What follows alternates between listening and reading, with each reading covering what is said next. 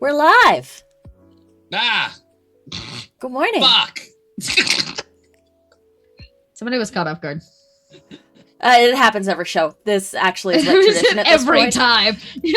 I say we're cutting across, and I say we're live, and then I get a surprise sound. Good morning, everyone. Hi. Do Anita and Dot have the same glasses? No.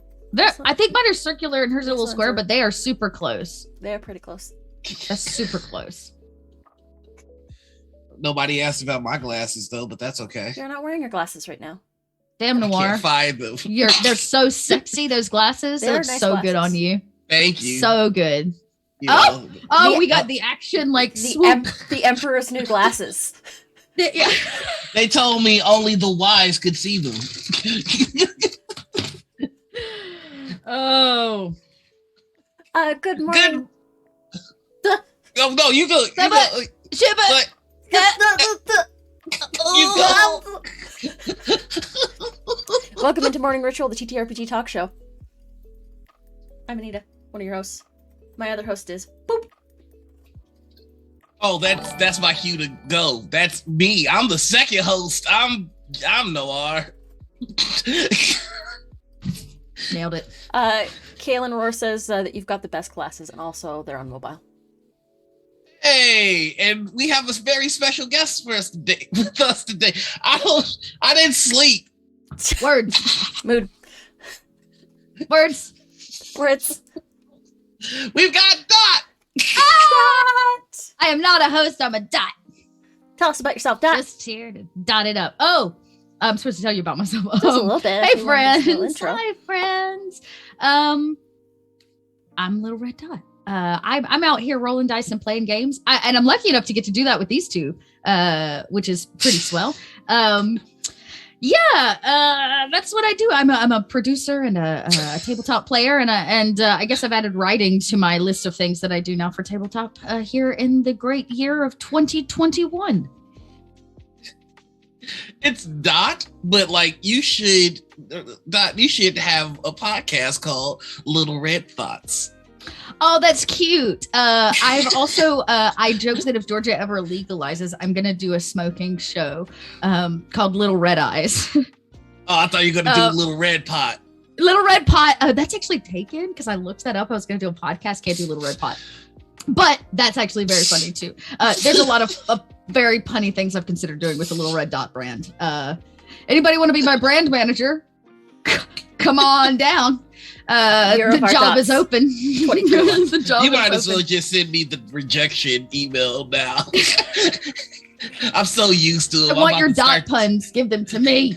I'm about to start decorating my wall with rejection emails. Oh, Lord. Look, let me tell you, for the period of time in my life, long before I was a dot and I was still a Chelsea, and I was doing the acting thing, you eat and clothe yourself in rejection. That is what the life of the actor is. Just learn to love the word no. Yes. Oh, today I feel so good in this no. Oh, there's another no. Oh. We keep the fire warm with our nose. So I have to ask, how does one go from a Chelsea to a Dot? Oh, that's a good question. You stop giving a fuck. That's how I got here. You go from a Chelsea to a Dot by not giving fucks anymore, or at least changing your fucks. I'm allowed to say that on this channel, right? Yeah, you're 18 plus. You're fine. I was about to say it's really late now because I'm at least 3 in. Kids like, what's going on, Mom? Yeah, it's I mean, I guess that's the funny long and short way. But yeah, I mean, I started out I was an entertainer, right? Like I was a classical theater actress, and I had gone to school and I spent a bunch of money at art school, and I did the thing, and I followed I jumped every path, walked every road, did everything they told me to do, from the go to school to the unpaid internship. I got an agent. I did some film and TV stuff, and I did the whole nine. And I was just really, really unhappy. And I couldn't quite figure out why. Yeah, because I liked performing. I loved telling stories. I was supposed to be doing this thing that I loved, but then when I got to doing it, it just felt so hollow. and not at all fulfilling as an artist. And so I couldn't really figure out what it was.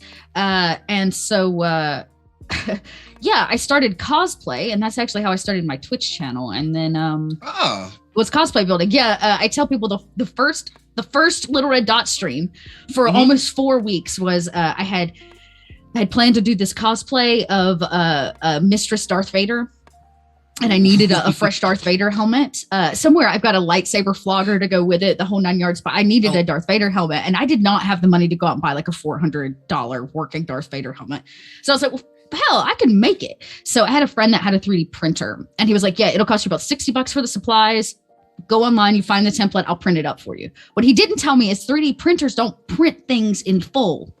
Right. It printed this fucking Darth Vader helmet in 60 pieces. Yep. He handed me a box of 60 pieces. I was like, the hell is this? Dragon Con's like 3 weeks out, man. He's like, oh, well, that's your helmet. You're going to need to put it together. So I started a Twitch channel to complete my Darth Vader helmet in time for Dragon Con. That's how I got started. So there's actually my very first video on my Twitch channel, like the clip ever, is me finally wearing the fucking Darth Vader helmet after a coat of paint on it. And I'm like dancing with this Darth Vader helmet on. But all of that to be said, that's how I started. And then I had a friend who's also a tabletop writer who was like, did you know people play Dungeons and Dragons like online? I was like, that's bullshit. There's no way that's true.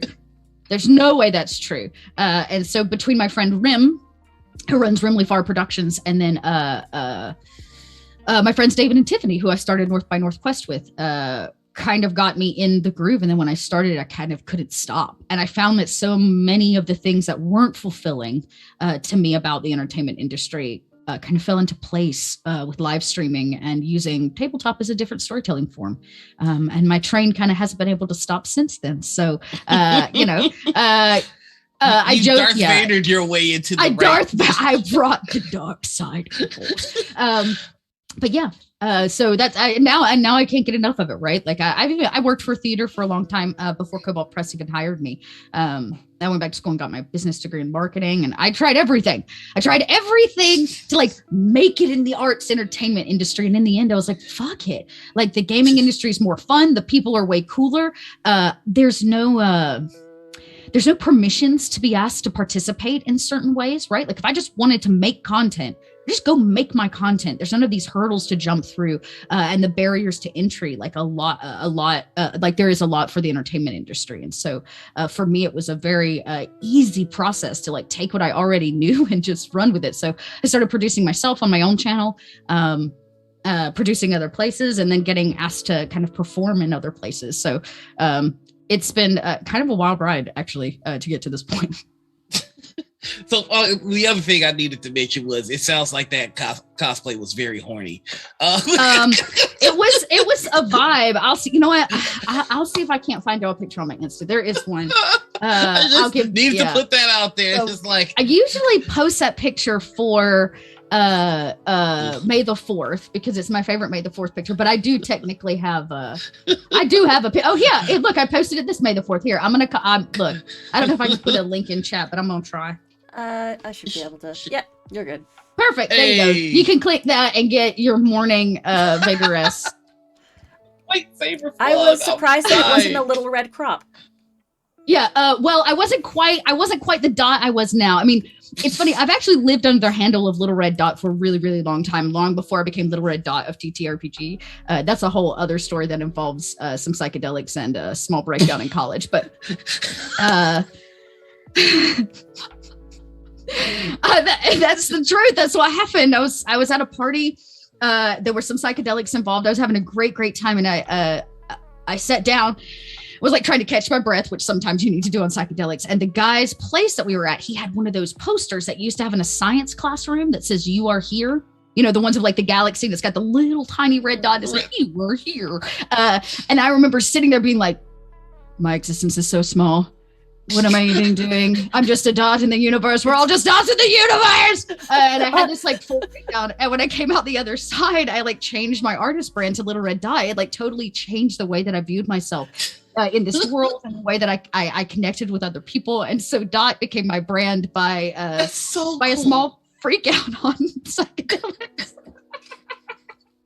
But that is so on brand for you, though, is the thing. I know about you. It was a freeing experience. And it's funny actually, when I recently did an Aliens game, and I referenced that anytime I do a sci-fi game, I was like, y'all need to understand, I'm terrified by space. Like I love running games in a sci-fi setting, but I'm actually fucking terrified. Space is scary. Yes, it's so big. It's so scary. It's so big. Space is so big.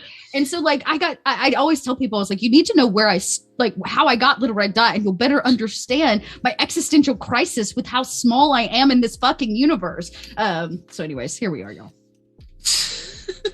If it makes you feel any better, my psychedelic freak out just made me cry for 2 hours because I felt like we were in a music studio and there was rugs on the wall, and one of the rugs, I felt like it split open and I could see Narnia on the other side. And I got up to go, but then I got scared, so I sat back down. And then I started coming down, and then the portal to Narnia closed, and then I cried because I could have gone to Narnia. Because you couldn't go back. I've had a lot. More fingers and toes can probably count experiences, but and I can't say that anyone's been like bad. None of these like I believed I went to hell and back, or like it broke my mind. None of that kind of stuff. Just it can make you very emotional, as Noir pointed out. You can become very emotional, and I became this one in particular. I think that was also the same one where I ended up outside by a tree. And I was sitting on my knees. My friend's like, what are you doing? I was like, if you just stop and listen, the tree's breathing. And they're like, no, it's not. It's an oak tree. It's just sitting there. But I was convinced. I was like, this tree's breathing right now. It's fine. But I'm here. You say the funniest shit when you're taking that trip. Yeah, you're right. Yeah. Little mushies. So anyways. Paladin Hope says that we have Turkish delight in this world, Noir, so don't worry. So during the breakdown, I think I cried because I was just like, I don't think there's racism in Narnia, guys. I fucked up. No. That's one of the things. I feel like you got other problems in Narnia, though. Let's be real. But those are kick-ass problems, though. Having read the Narnia series, there is definitely racism in Narnia. Yeah, but it's not like, look at that, that's a black guy. It's more like, hey, look at that raccoon. He's got hooves. No, there is actually, look at that, that's a black guy. Wait, really? There's a scene in, I believe it's The Horse and His Boy, where they talk about the land of Calormene, and they're all dark-skinned people that worship false idols. God damn it, I can't go nowhere! And there was one scene where they do essentially blackface to try and sneak into the Calormene army. They put soot on their face. Let's be real. Narnia is a Christian written series. For the record. I know. It was. I think. Lion Jesus is racist. Is all I'm saying. I just wanted to dap up a lion. So good. So cuz. So, as a Southern girl, you have to grow up in a church. Like, it just is part of the Southern way. Yeah. Which means you also go to church camp. That's a place. It's a thing. I did it. I grew up Methodist. So, if anybody knows anything about Methodism, Lord bless us. But our church camp used to be at a place called Epworth by the Sea, and they had a Methodist museum for the history of all of their displacement and racism against the Native Americans, which they celebrated. And in this museum was a painting. Like at the very end, you go through the whole thing, you get the like, oh, we helped the Native Americans so much, we brought them Christianity. And you get all the way to the end, and there's this painting on the wall that this great Methodist painter did of Jesus on the cross. Y'all, he Aryan.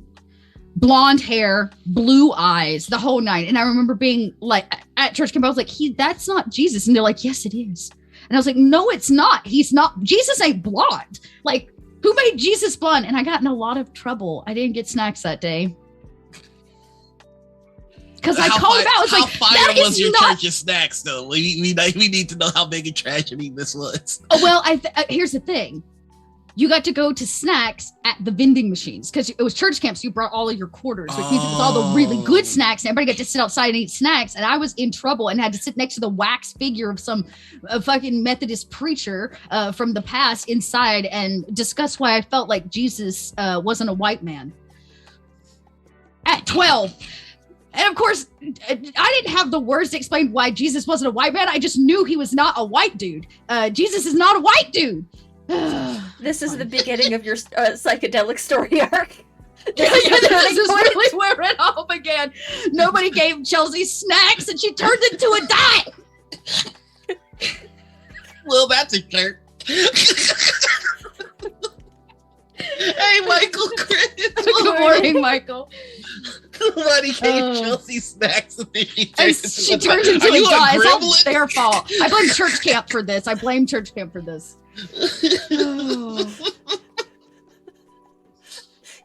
Well, I don't think there's any better way I can segue. That would be this my villain origin story too, is if nobody gave. Oh, me y'all snacks. have questions. I'm just over here shitting this shit. It's fine. Oh no, We're a total unprofessional show. This show has no anything. Great. We have Perfect. maybe 2 segments that we talk about, really, Oh, okay. and then Really, like the and rest is just us bullshitting for most of it. Just bullshit. Honestly, I don't know why people are watching. I'm surprised every time we go live and people are here. You're not supposed to tell them that, Noir. Oh shit, am I not? Don't tell them that. No, it's a motherfucking Saturday morning. No, anyway. Also, hey, look, morning ritual merch. Bye. Morning ritual merch. Get it? We never plug our shit. We are the worst at this. Anyway, I mean, you got it. The shirt looks fucking lit. Look at that. It looks I know, great. right? Look at my look at my daddy milkers. What? Yeah. Is that because they're on a daddy or they milk daddies? You don't know. Don't ask questions you're not ready to find the answers to.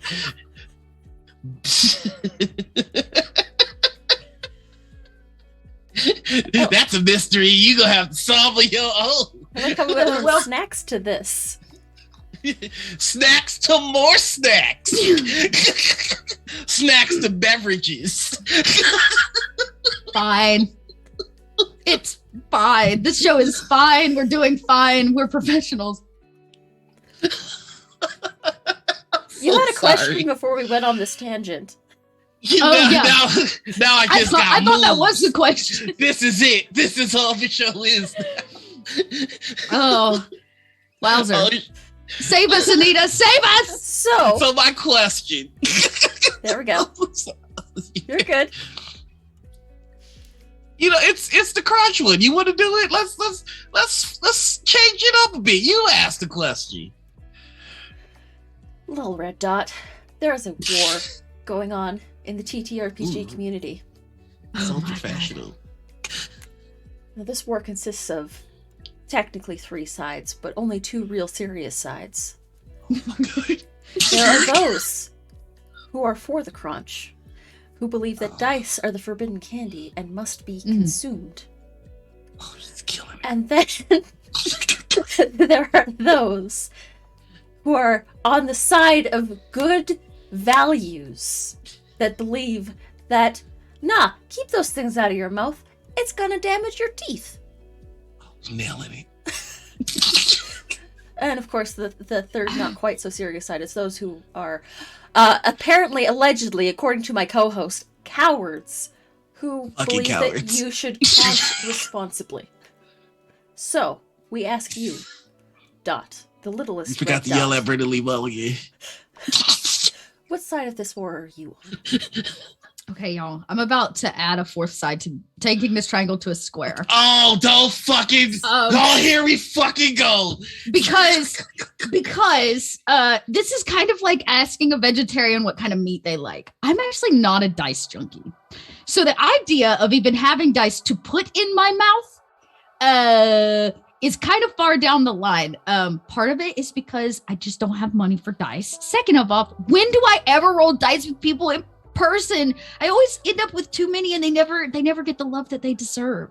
So, I'd say if the only way that you're loving your dice is by lapping them up in the pockets of your face hole, then, I think you need to look yourself in the mirror and ask if maybe you should be playing at more games. I think that if, you believe that you are loving your dice enough where they don't need the French kiss of death, then, you know what? Then you do you. But I'm over here on my fourth wall being like, I don't even have enough dice to worry about sticking them in my pie hole. You could just be on the side of Stop the Crunch. You don't need people. I definitely, I'm going to be honest. I've put a lot of money into my teeth over the years. And once fucking again, because I'm 30, they're moving again. Did you know that happens when you turn 30? Your mouth's just... Is that what's going on in my mouth right now? Yeah, there's so much happening in my mouth all the time. And I'm like, what's going on in there, guys? Maybe it's because you're putting dice in there and you ain't got enough room for what's really fucking going down. Hey, I don't put dice in my mouth. That shit is disgusting. Okay, well, good. So we're on the same Only page. Food and nothing. I give so many of my dice away that they rarely get rolled. I definitely have like favorite dice, which means that all the other dice, they just feel really left out, and it leaves me feeling a little bit like a Heather. And I feel like your side is a subsidiary of Stop the Crunch. I'm like an arm branch that's actually the reasonable side. It's like trying to teach sex education in a school. We're plenty reasonable. We just feel like everybody who eats dice should go to jail. I guess I don't know why you would want to eat your dice, but I do recognize that, people are stimulated different ways. Some folks, and dice are very, it's a sensory thing. Dice can be very pretty. Sometimes when I was painting a lot more, I used to get a really deep urge to like colors can be very tactile in certain ways, and the want to like touch it or like, be like, oh my God, that blue's so beautiful, I could eat it. I'm not really going to eat the oil paint. But the desire might be there. So for all of you out there crunching, good luck. I hope you have a really good dental plan. Good luck, because we're out here hunting you. I'm going to encourage you to Not disinfect them. Please don't share your dice. Better yet, if they've gone in your mouth, you probably shouldn't be rolling them at all. Definitely not on a tray. So just from a health perspective. Disgusting. Or better yet, if you're really into the crunch, why don't you go start a brand new business where you make candy dice? They exist. I mean, that exists. So eat that, you weirdo. Yeah, so leave the dice for rolling and your candies for the crunching. Jeez, freaking weirdos put dice in your mouth and then share and said dice. Disgusting. Yeah. You know how treacherous it is to be a GM that needs D6s these days? I don't know what you freaks are doing with your D6s behind the scenes. Actually, I have to say my favorite set of D6s I bought in New Orleans, they're a set of bone dice. I bought them on a necklace, which means they're probably super duper cursed. Yes. Well, that's the stream, y'all. I'm gonna get the fuck away from this. Get the hell away from that. Cursed dice. The most forbidden crunch. Yes. I definitely would not put those in my mouth for any amount of money, probably, because I don't actually know what kind of bone. The lady jokes it's human bone. I really doubt that that's true, but she got me to buy it. I mean, like, when I die, I want to be turned into dice in a tree. It only probably takes like one arm bone to like make 66. Use my sternum. That's my good bone. Stop the knife. I'd like it carved out of my skull. Ridiculous. I love every time Anita finds out something new about me. It's just like, you irresponsible fuck. What did you do? This is how we got here. Yep. Well, you're Stop the Crunch. I'm just gonna put that label on you. Yeah, I guess I'm Stop It. I'm more like safety. Safety. Yeah. Crunch safety crunch. Don't fucking do it, Anita. Don't. That's not a Safety real crunch. thing. Be crunch responsible. Oh. Don't try and make that a thing. Crunch It's not a responsible. thing. No. See, you're repeating it does not make it a thing. And You know, if you I said already it, know it would what be you're gonna do. triad, and then it's official. I'm not giving you all that sign off. I'm that one dentist that's like, fuck everybody in this goddamn room. You're the. I mean, Nine out of it can't be good. It just can't be good for your teeth. It can be good for your teeth. And you know, we're in the middle of a pandemic, y'all. You think those dice ain't dirty? And what? You gonna Lysol them up before you put them in your face? Now you got chemicals on your tongue. Come on. I know a really weird fact that I want to bring up, and it does relate, but it's entirely spicy.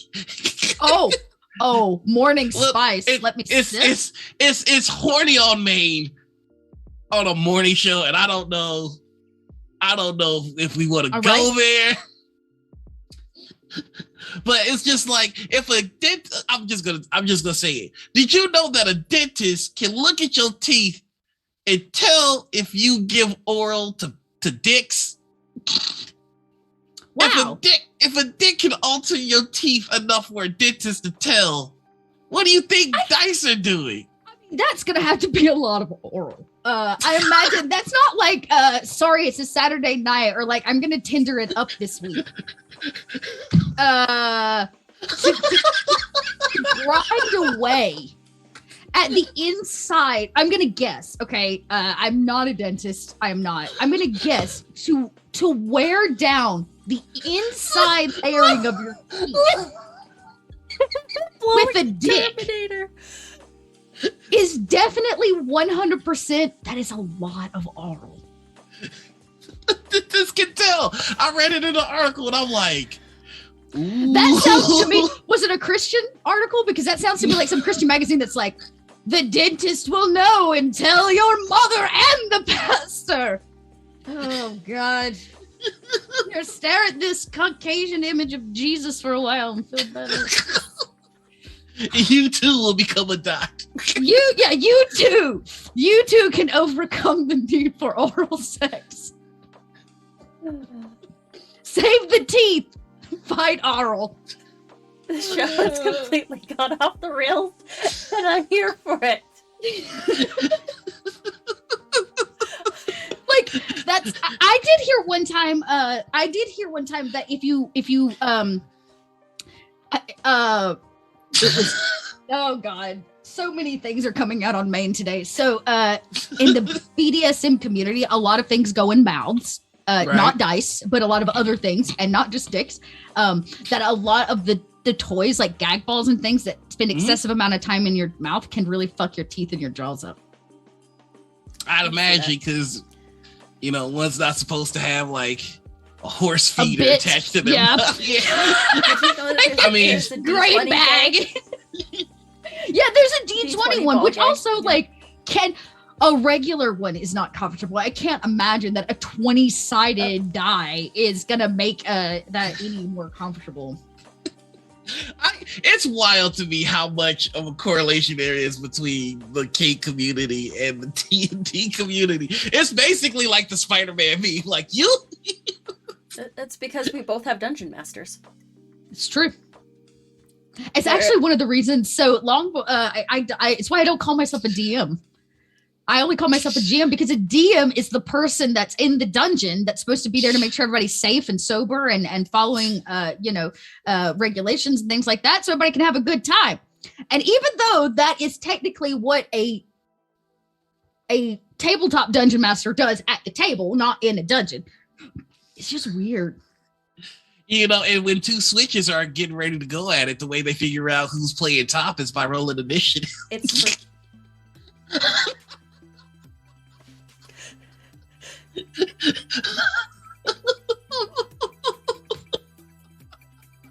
Yo.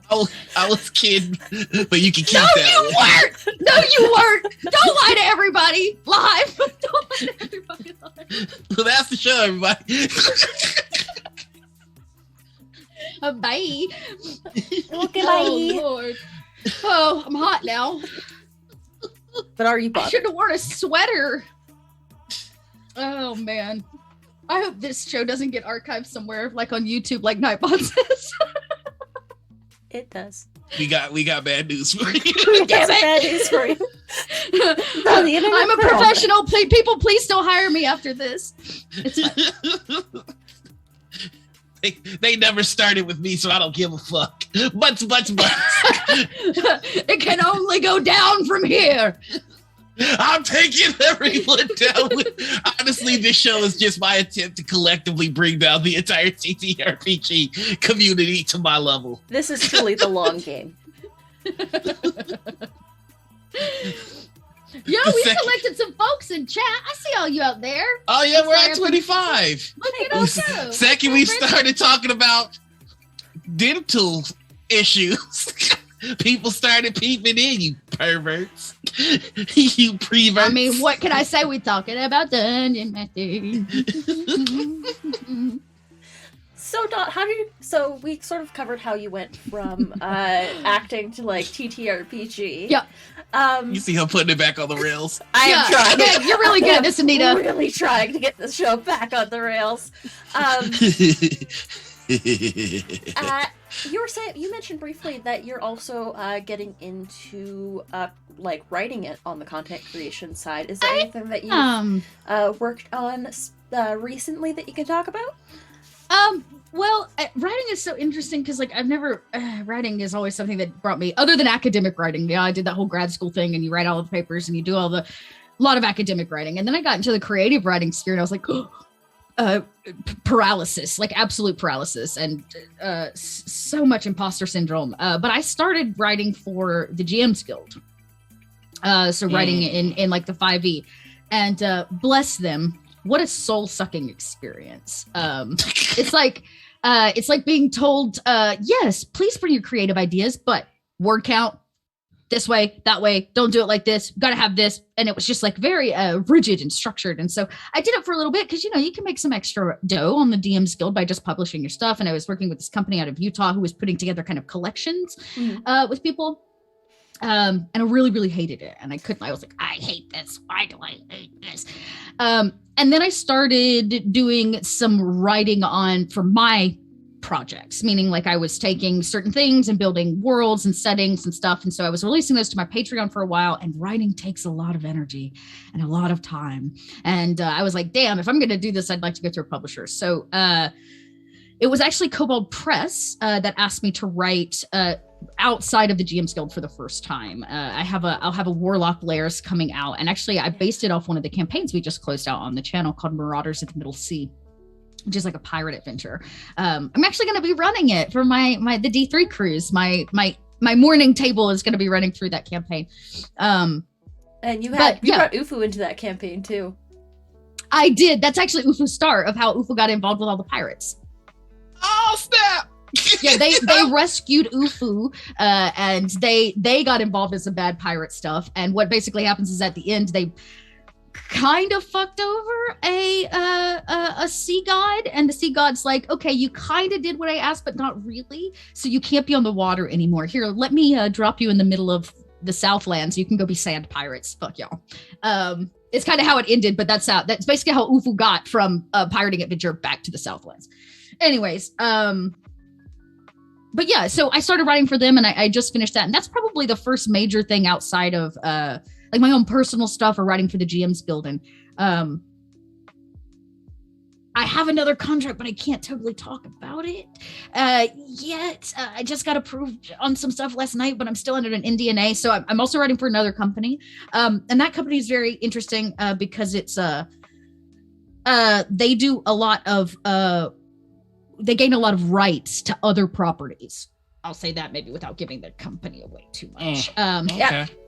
So they gain rights to a lot of other properties, and then they put out stuff. And so that's also been very interesting because now I'm writing within a little bit more of a structured like world and brand. That's like you can, you can't. But that should be coming out sometime in 2022. All I can say is grab your Nuka-Colas. Oh, okay. Interesting. But that's been, writing's been very cool because I think as a very free form DM, and somebody that oftentimes comes up with their shit on the spot or has like a rough outline and really lets your players drive, when you're asked to put form to your thoughts and your ideas, it's a very different kind of structure. But I really enjoyed it. Really enjoyed it, and it's really forced me to think through things in a different way. And being asked to write for a brand that is of one of my favorites, like deep personal favorite, is it's kind of an honor. So that'll be my next big one. And then maybe other people will hire me to write and bring content to their stuff. Cause I'd really love if Free League would just let me write for their stuff. Like, I don't know, the Alien franchise. Hey, Free League. Game Mother here. Loves a xenomorph. Come hire me, please. I think that's trying to communicate something to someone. Yeah, like some, maybe, yeah. Maybe some company should hire So her just to write for come aliens. on out. Yes, come on out. Oh, it looks like, oh, nice. You're playing City of Cats right now. Very cool. awesome. Oh, I'm familiar. City of Cats is a fun one. I think I'm like the only person in the world that just can't get into Flurb. I lost it. Fallout, there it is. Yep. I tried so hard and I got so far, but in the end, Which game did you play? Fallout 4. 4. I think New Vegas is the better storyline, but I'm also a big sucker for a build engine, and a large part of Fallout 4 is like the settlement and the like building of stuff, which really gets me jonesed. I feel that. But it does feel good to write in a Kobold Press book, though. Like, it feels good. I got that. I keep honor. thinking they're going to ask me to do a beast or something, or add something to one of their. But I also know that they've got a system, right? And actually, anybody can apply to write for Kobold Press. The Lairs and the Warlocks are open, like our blog content. If you go to the Kobold Press website, you can get involved and you submit your stuff. So you have to kind of submit some samples, and they usually start you out with blog writing, which doesn't pay as much, obviously, but if they really like your content, they'll move you up through the process and add you to the list of people for things like the Lairs, which of course are basically dungeon crawls. Okay.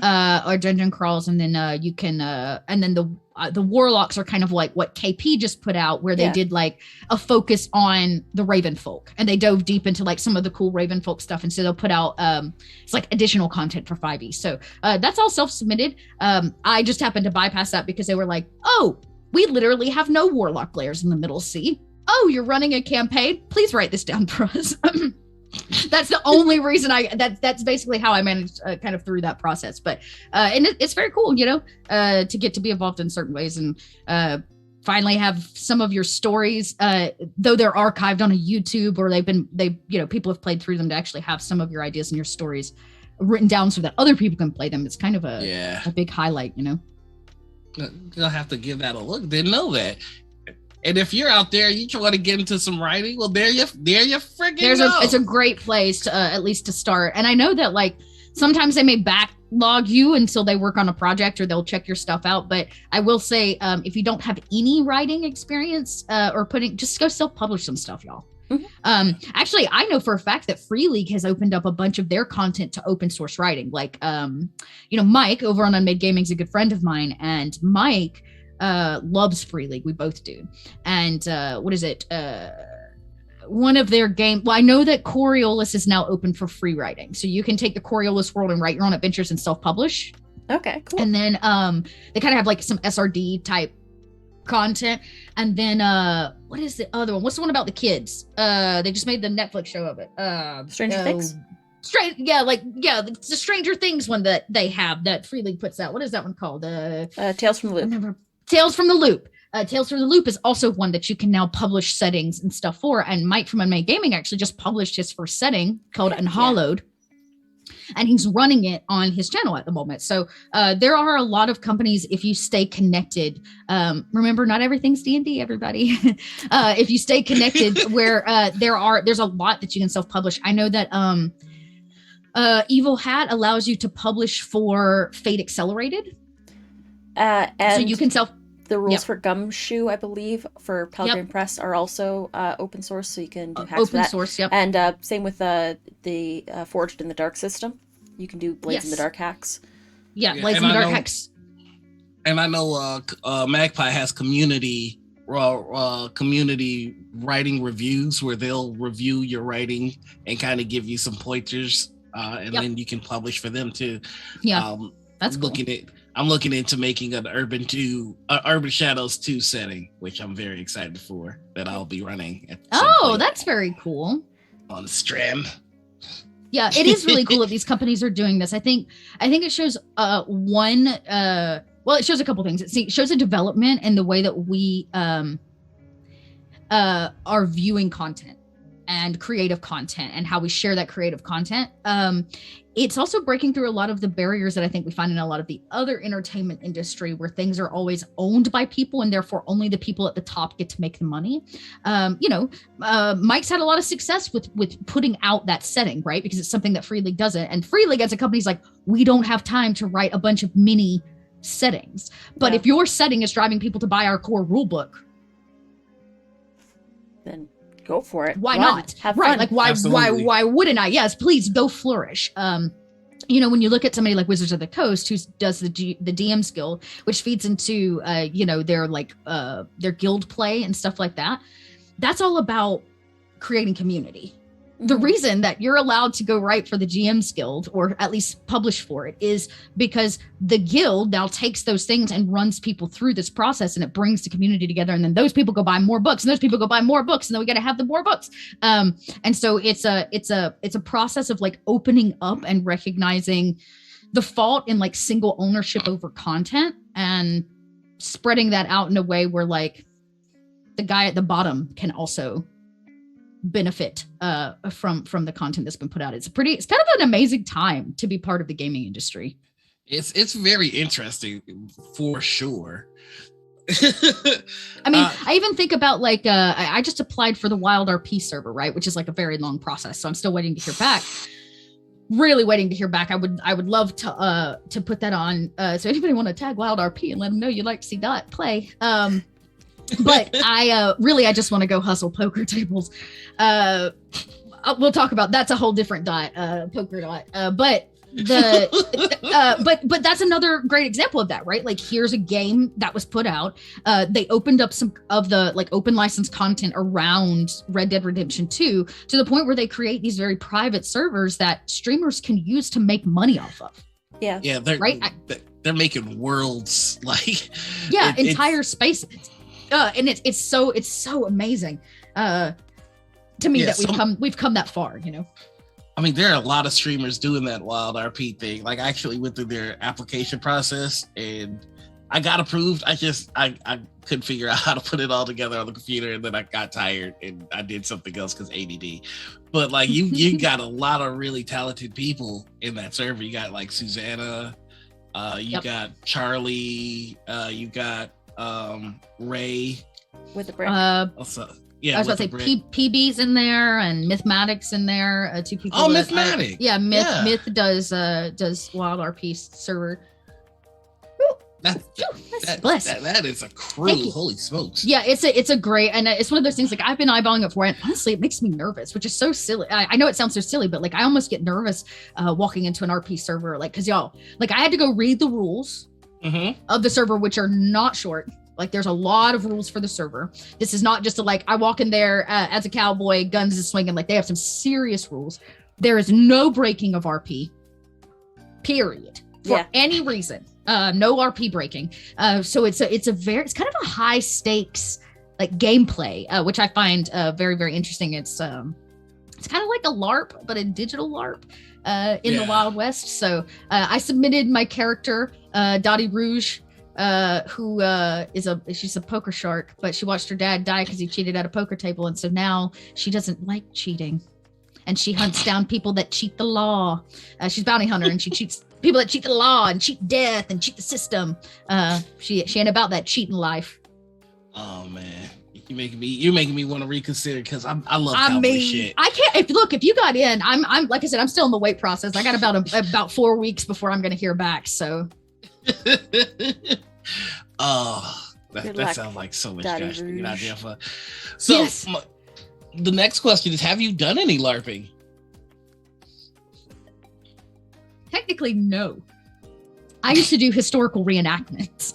So and I worked for Shakespeare companies for a long time. So before I moved to Atlanta, I had an acting career.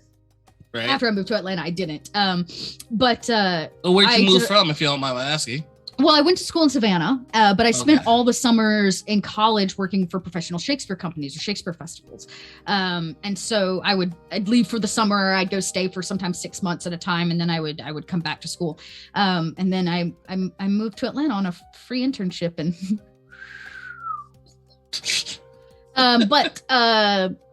before that, so a lot of summer Shakespeare festivals have a little bit of that Renaissance vibe, right?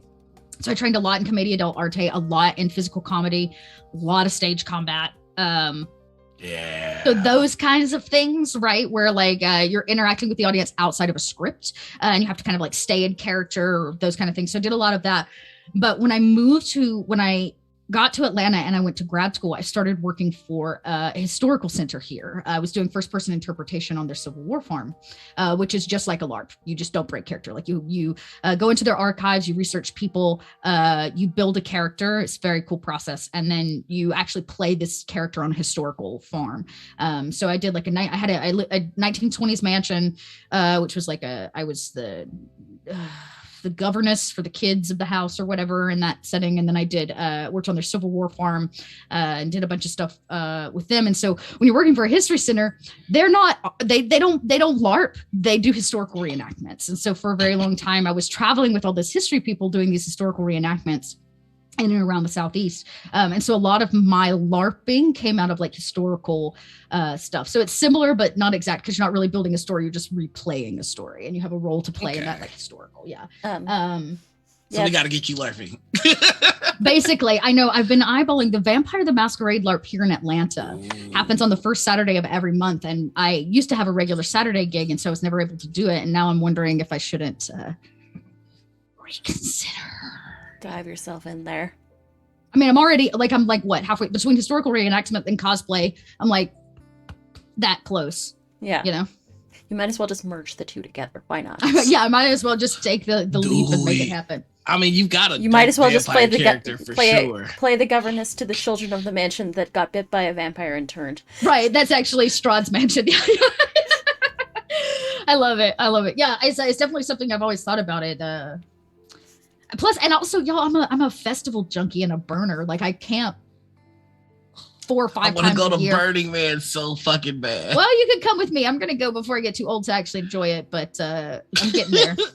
I mean, most people don't know that usually your state has a local burn, or at least one in the area. Because I've never had the opportunity and the privileges to get to go all the way to Burning Man, because it's a very expensive, very rigorous trip. We can talk all about the Burning Man experience, y'all. The playa that they hosted on is a place called Black Rock. The sand there is acidic. It eats away at your skin. People are stupid enough. They're like, oh, go to the desert. You better bring a pair of sandals. And the sand literally eats through your feet. It's like an extreme process to go to Burning Man. It's not something that you just lightly plan for. I've spent like a decade trying to plan my trip to Burning Man, but most states have a localized burn that follow the 10 rules of Burning Man. So you can always, I go to my local one. It's called Alchemy here in Georgia. I go every year. Of course, they canceled for 2020 and 2021. It was very sad. I swear to God, if I don't get to burn something soon, I'm going to riot. I just found the Burning Man in Chicago. Yeah. There's usually a localized burn. I encourage you to do some research, right? Make sure that there are good reviews of the burn and things like that. Like it's actually well organized and well volunteered for. But I mean, I live my life by the 10 tenets of Burning Man. I used to have a sign on my wall in my old place that said radical self-reliance, which is one of the 10 tenets. And I live my life by those rules because I believe that they make and build better community than say a lot of the other things that people tend to live their lives by. Wow. Jeez, this is Okay. Yeah. Yeah. Papa's got himself something I mean, to do. Yeah, it's a great thing, you know. Like I love it. I like I said, I swear, I live my life by it. Once a year, I have to go because it's like a massive reset button to be in a place where there's no commercialization, right? Decommercialized is one of the rules, right? No money exchange. Just leave your shit at home. You're not going to ever be able to buy anything, right? That's not how it works. If you need something, the community has it for you. You don't bring enough water, somebody's got water for you. You didn't bring enough food, there's a camp out there that's making breakfast, right? It's a totally separate process, and the idea is to come together and create a community over the 5 to 8 days that you do it, in a way where people bring entire like dance clubs, right? Gifting is one of the tenets of Burning Man. It's radical self-reliance, meaning you bring what you need to survive. Do not rely on others. Rely on your inner faculties to get you through the weekend, and then, because your community, another tenet, is there for you. If you don't have something, they will make sure you're taken care of. Yo, oh, go ahead. I'm sorry. No. I was just going to say, this kind of gives me hope for when the world inevitably ends and we go to like a full Mad Max kind of deal. Yeah, it's such a crazy, y'all. I've been to so many festivals, right? I've been to so many festivals. And I've seen a lot of crazy shit happen at them. Burns are just a full-on different experience. There's those food trucks. Somebody's trying to sell me a Budweiser or a Yingling because they're sponsored. There's no schedule. There's none of this like, oh my God, I'm gonna miss that band that's playing on the what stage at 6 p.m. It's like you get up. I turn my technology off. It's the one time of year I get there. I turn my phone off. No cameras, no nothing. Right? I dress the way I want to. I feel most comfortable in that setting. And then and if people are like, what time is it? I'm like, it's burner time. Who gives a fuck what time it is? It truly doesn't matter. You're here for 5 days. Put the clock down. Like, let go a little bit. That's actually another one of the tenets is participation, right? Part of the experience of going to the burn is to just participate. And when you participate, then we're all building community. We're all gifting. We all have civic responsibility. We all are adding to the experience in a way that makes it entirely 100% unique. Like, I have to say, like, this sounds like the exact opposite of a convention. Yes, it is. It's the absolute exact opposite. There are no hotels, right? There's no food trucks. There's no planned stuff. Nobody's trying to sell you anything. It's not about making connections. Actually, one of the big things. So I go with a big camp of people. Our camp is called Bards and Nobles. Because it's a decommercialized space, I don't market myself in any way. So Camp Bards and Nobles, we put up a big tent that everybody brings board games. We made like a board game library, and a lot of my camp will run D&D games. But I'm like, yo, I run D&D games 6 days a week. I don't want to do it here. So instead, I usually bring dice, and anybody that plays at like our table for the first time gets to take their D20 home. So that they have it to like go with them. So I gift in like other ways, but it's also the one time of year where I feel most open to being an artist. And usually I put in some kind of art installation at our campsite. So I spend a lot of my time like gifting to the environment of alchemy and less to the like direct experience. So, because when I get there, I want to turn off and turn up. Oh my God, that sounds like everything I need right now. I'm telling you, my soul has really suffered over the last 2 years of like not being able to. They almost had a 2021. It was supposed to happen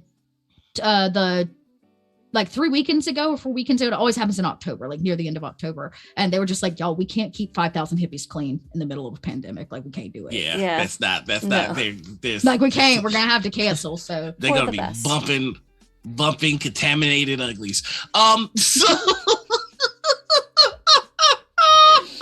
Alchemy has this great their camp, all they do every year is bring this massive gong. They call it the Sex Gong. And if you have sex, you get to walk like by and you can ring the gong and you can hear it all over the whole like field where everybody's at. So like you'll be like, oh, I'm like freaking eating my breakfast or trying to come down off of all of the substances I took last night. You'll be sitting there and off in the distance you hear like and you're like, oh, somebody got laid. Congrats. Congrats on the Oh, sex. that's awesome. yeah, you know. I just had sex. When that song came out, I was one of the guys that did sing immediately afterwards. You before mentioned like when we were talking about conventions, if you could run any panel of your choice, what panels would you run and at what convention? Oh, interesting. Okay, any panel I wanted. Does it need to be about tabletop, I'm guessing? It could be about anything. Okay, interesting. Oh my But goodness. it would be at a gaming convention. It would be at a gaming convention. Okay, one of the panels I've always wanted to run and I've just not submitted for because like you know, when you're doing it for a lot of people, sometimes your submissions get backlisted. But one of the panels I've always wanted to run is I don't have a catchy title, but it's about taking your talents that you already have and finding success in them, or like using them to find your own version of success, right? So it's about like each person's journey. So I'd have a couple people on the panel that each have a variety and a set of skills, and it's like how do you take 8 years worth of professional actor training, lots of student loan debt, a deep desire to build community and tell stories and pull that out of a system that they said you had to be in. You got to go to New York, you got to go to LA, you got to be on stage, you got to do a thing, and you make your own thing out of it and where success comes from. I get a lot of people that are like, how did you get here? And I was like, I stumbled for so long. I literally was crawling across the cement before there was a light on the horizon, and and a lot of it has been shaped simply by what I bring to the table, not meeting a system standard, right? Not doing things the way everybody else does them, but about a deep desire to tell story, a deep desire to build community, and a deep desire to play games with people. Okay, and so we have two other questions that we always ask on the front half. Okay. First off, if you could play any tabletop, any 5 people in the world that are alive right now, who would you pick? My God. It's a good question. It's a hard question. I have to say right now, one of my great, am I GMing or am I playing? You get to choose. Oh, okay. Oh, like for me, I had Ava DuVernay as my GM because I was just like, I think she would kill it. Yeah. So a little known fact, I am a huge Vin Diesel fan. Like knees buckling, armpits sweating, like nerd girl fan of Vin Diesel. He makes me weak in my knees. So I have to have Vin Diesel at the table. And there's a part of me that would really, really want for him to GM. But I actually think I would want to, because I would want to run the Alien RPG. I'd want to have like an action-packed table of just stellar humans. He's just gonna play Riddick. No, basically, yeah. I want like Vin Diesel. I have such a deep desire to play more games with B. Dave Walters, so I'd probably put him at the table too. But other obscure. Have you not played with B. Dave? I have, but I've not played the Alien RPG. Let me tell you why I love this RPG, because it forces players to do things that they don't have time to plan for. The Alien RPG is about living on that edge of stress and the panic mechanic all the time, because that's what makes it a horror RPG. And it doesn't matter how great you are, how many games you've ever played, to be put in a situation where that stakes are that high for such a long period of time. Man, it makes people do weird things, really weird things, and I love it. I love it so much. I also have a deep love of the lore of Ridley Scott's world. Anyways, it's a whole other thing. But who else would I have at my table? I want to have somebody really obscure, like a political figure. I imagine somebody like Kamala would be ridiculous to have at a table. Somebody that's going to bring like boss babe vibes hardcore. That'll balance out. Man, this is a good question, because now I'm like, oh, but I could play with this person, or I could play with that person, or Anthony Rapp. Oh my God, I've always wanted to play with Anthony Rapp so hard. I put Anthony Rapp at my table. He may die first. I don't know. That's probably a horrible judgment. Maybe he'll end up being our Ripley. He just Maybe posted that he'll he's going to be be our running Ripley. his first D&D campaign on Twitter the other day. I Yeah. know. Like he's running this game. This game. Who else? My mother. I've desperately wanted to put my mother at a table to play a D&D game because I think she takes herself too seriously. And in a trolly kind of way, I just want to put my mother. I want to rip the comfort rug out from underneath her well-painted toes. I'm just imagining Mama Dot sitting in between Vin Diesel and B. Dave Kamala Harris. Man, what a crazy. Oh, I don't know. Maybe it would be Stacey Abrams. Sorry, Kamala. I think it's going to have to be Stacey because Stacey Abrams is a true hero of mine for a variety of reasons, but most people don't know she's a writer. She writes erotic fan fiction, and I want her at my aliens table. Sorry, Kamala, you're going to have to just stay where you're at while Biden goes to get his colonoscopy because I'm choosing Stacey Abrams. All right, so we've got Vin Diesel as a GM, B. Dave Walters, Anthony Rapp, Mama Dot, and Stacey Abrams. It's Stacey Abrams, along with your regular little red dot. Well, of course, And she's a huge Trekkie fan. That's true, Blue Pointer. She is a huge Trekkie fan. Creative Loafing here in Atlanta did an interview with her, and they were like, "Is it true you're a Trekkie fan?" She's like, "Hell yeah! Who's not a Trekkie fan?" She's amazing. Amazing. I want to. One of the things I want to start doing with this question or segment is tweeting out everybody's dream table. It's such a ridiculous, like that would just be the craziest table. Could you imagine Vin Diesel being like, "Go get your mom"?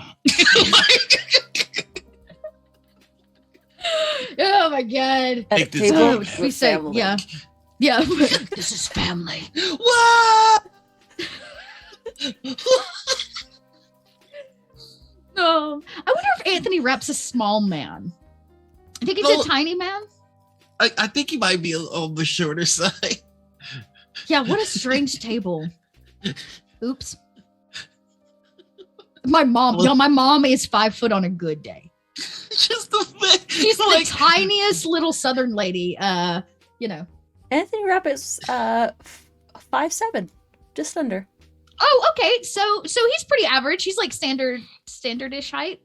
Yeah, 5'7". Okay. Like So he's 5'7", 5'5" is pretty good. I'd like now I want our like poster for this to line up to be just like us in height order. Like a So it'd be gradient like B. scale? Dave Walters. Actually, Stacey Abrams is rather tall, so I bet I'm gonna guess it's probably Stacey Abrams. I'm sorry, B. Dave, Stacey, Vin Diesel, Anthony Rapp, Dot, Mom Dot, in like our descending Wait, is Brady Bunch Stacey size Abrams order. taller than Vin Diesel? Because that physically blows know. my goddamn mind. I So feel we like she's very tall. I wonder. I don't know how to search Stacey Abrams. No, I got it. Don't ask why I'm good at this. Oh, okay. So she and I are about the same height. So you're right. It would be Vin Diesel, Stacey Okay. Abrams, Dot, Mom. Dot. Yeah, Stacey Abrams is 5'3". I'm 5'3" sometimes. 5'4" club, baby. Is that a true statement, Blue Pointer? Did Judi Dench teach Vin Diesel how to play D&D? Because Judi Dench is gold. No, I will it's give up my it's- seat. It's Flip the it. other way around. Vin Diesel taught Judi Dench. Dench on the set of Riddick. He taught her how to play D&D. Yeah. Y'all, I think Judi Dench needs to be the GM. Talk about game mother vibes. Actually, okay, so see, I can't even answer this question because I have so many. Okay, one time I met Ian McKellen. This one time back in school, I met Ian McKellen. Very nice man.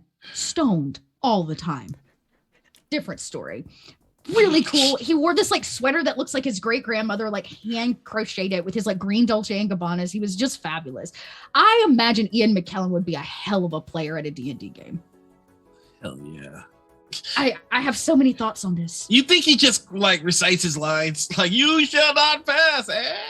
He was cool. He Unless came, you're passing that blunt, Yeah. It was at the Savannah Film Festival, and he was there for Gods and Monsters. That was the movie release. He was there to do, and he's a big Shakespeare buff. And SCAD does not have a good classical theater program because they're all like, they want people to be famous because it's SCAD, so they only teach like film and TV. But there were a handful of us dedicated classical theater people, and he came through and was like, maybe I'll talk to the students. Can you gather them? And so I remember being in Kreitz Hall and the announcement coming over that's like, every student in this building gather in the auditorium now. And so I was like, what the hell's going on? And Ian McKellen was just like, I thought we'd do an impromptu Shakespeare workshop. Does anybody have a Shakespeare monologue out there? I was like, I do.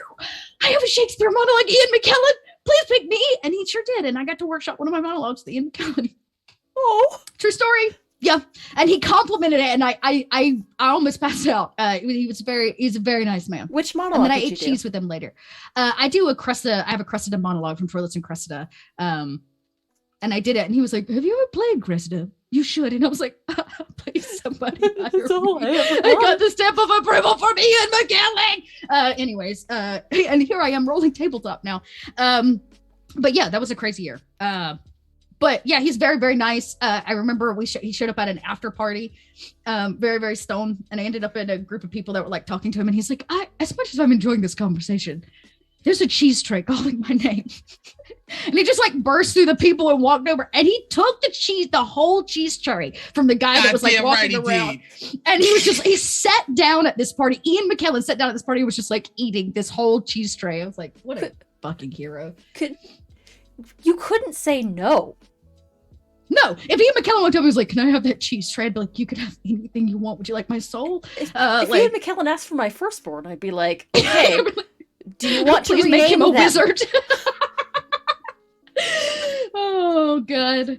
Anyways, I've met some really strange people, but he was one of the nicest ones that I've ever out of all my like celebrity list. He was probably the nicest one because, yeah, he was very, very nice.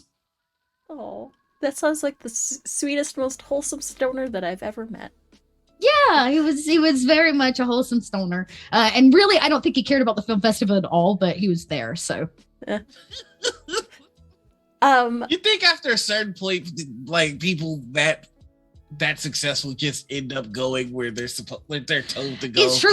That's the same year I met Liam Neeson. First off, one of the biggest humans I've ever met in person. He's like B. Dave. He's massive. He ducked to come in the door. He turned sideways. He's huge. Like he walked in. I was like, "That's a literal giant. That is a giant." He was huge. Person. I was like, I like shrunk when he walked in the room, but a teddy bear. He's very like soft spoken. Like he comes down on the end of his lines a lot, and like he's not he as big as his presence, like his physical presence is. He doesn't take up space like that. He was such a nice and quaint man. Oh. Also a stoner? Like I'm just hoping. I was about to say that I don't know. I did not have any knowledge of his stoner activities while in Savannah. I think that this is a good place for us to take our 10-minute break. Oh yeah. Okay. Shit. We're past the point. Yeah, we're at it's almost like we like talking to each other. Oh my God. Oh my God. What the this is gross. Ew. Yeah. Take a bio, refresh. We'll come back with more shenanigans, I guess. Do human shit. Sounds good. Everybody, we will see you all back here again in 10 minutes. And we're back. See, I wasn't frazzled this time because there was a countdown. You see that? I did that the first time too. No, you didn't. Yeah, no, you sure didn't. I sure had my hand up with a flag. Oh, no, you do. No. I sure did. No, you didn't. No, you didn't. Hi, everybody. Welcome back to the second half. You see what I have to deal with? See what you have to do with. I have to deal with it. Wait a second. What about me having to deal with the both of you? Fair. This is when we get fired, and it becomes morning ritual with Dot. Dot's just taking over the show. Which means I'm gonna burn it to the ground. Hey, bird. Anyway, so let's get to the darker side of our conversations, which is so you have made a profession in the TTRPG community. I have sure tried. what has been some of the more challenging aspects of that? Well, there's always that point in any artist or creator's life where you have the day job and you're hustling just as hard as your day job as you're hustling for your side gig, which is the thing that you really love. And so there was a very long period of time. I mean, I've been at this like 5 or 6 years now, where there was a lot of work happening. Or a lot of unpaid work happening. I think that's always a struggle too, right?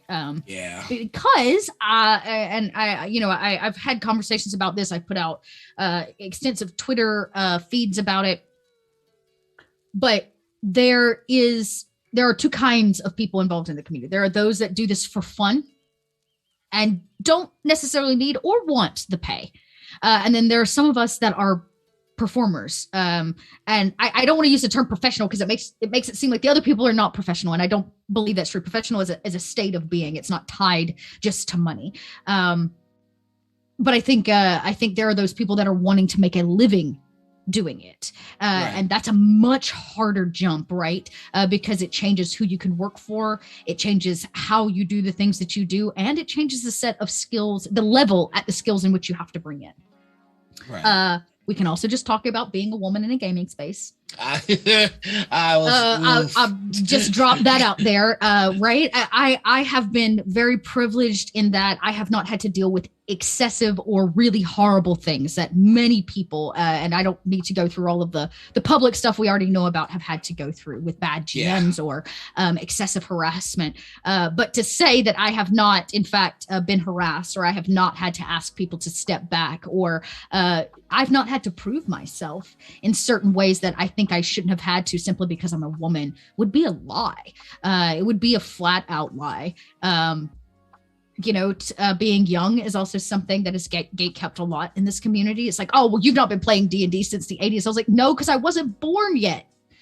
You gotta let me get here and get into it. You know what I'm saying? It doesn't mean I haven't played second edition. It doesn't mean that I didn't play Pathfinder. I didn't go back and do the things. But my age does not define my interest in this hobby or the dedication to this hobby. So those are a lot of the surface things.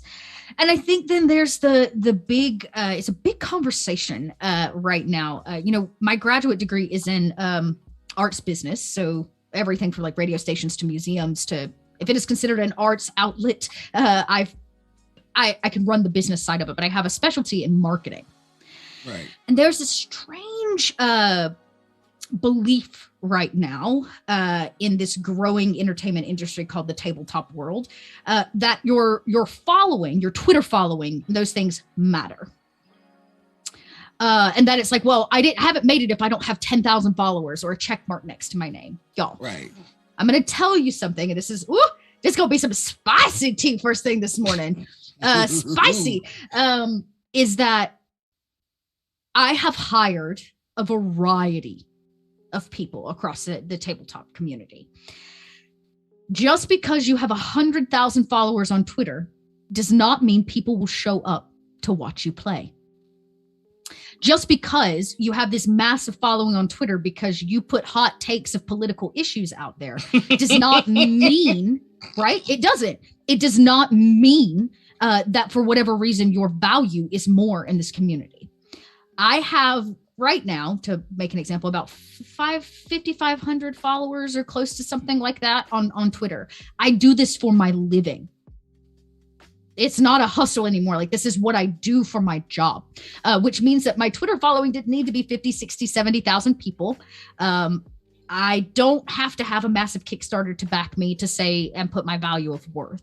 I built myself into this community by hard work, by dedication, by creating environments where both the community and the people I play with feel very welcome, and making space for myself and other people to tell really important stories.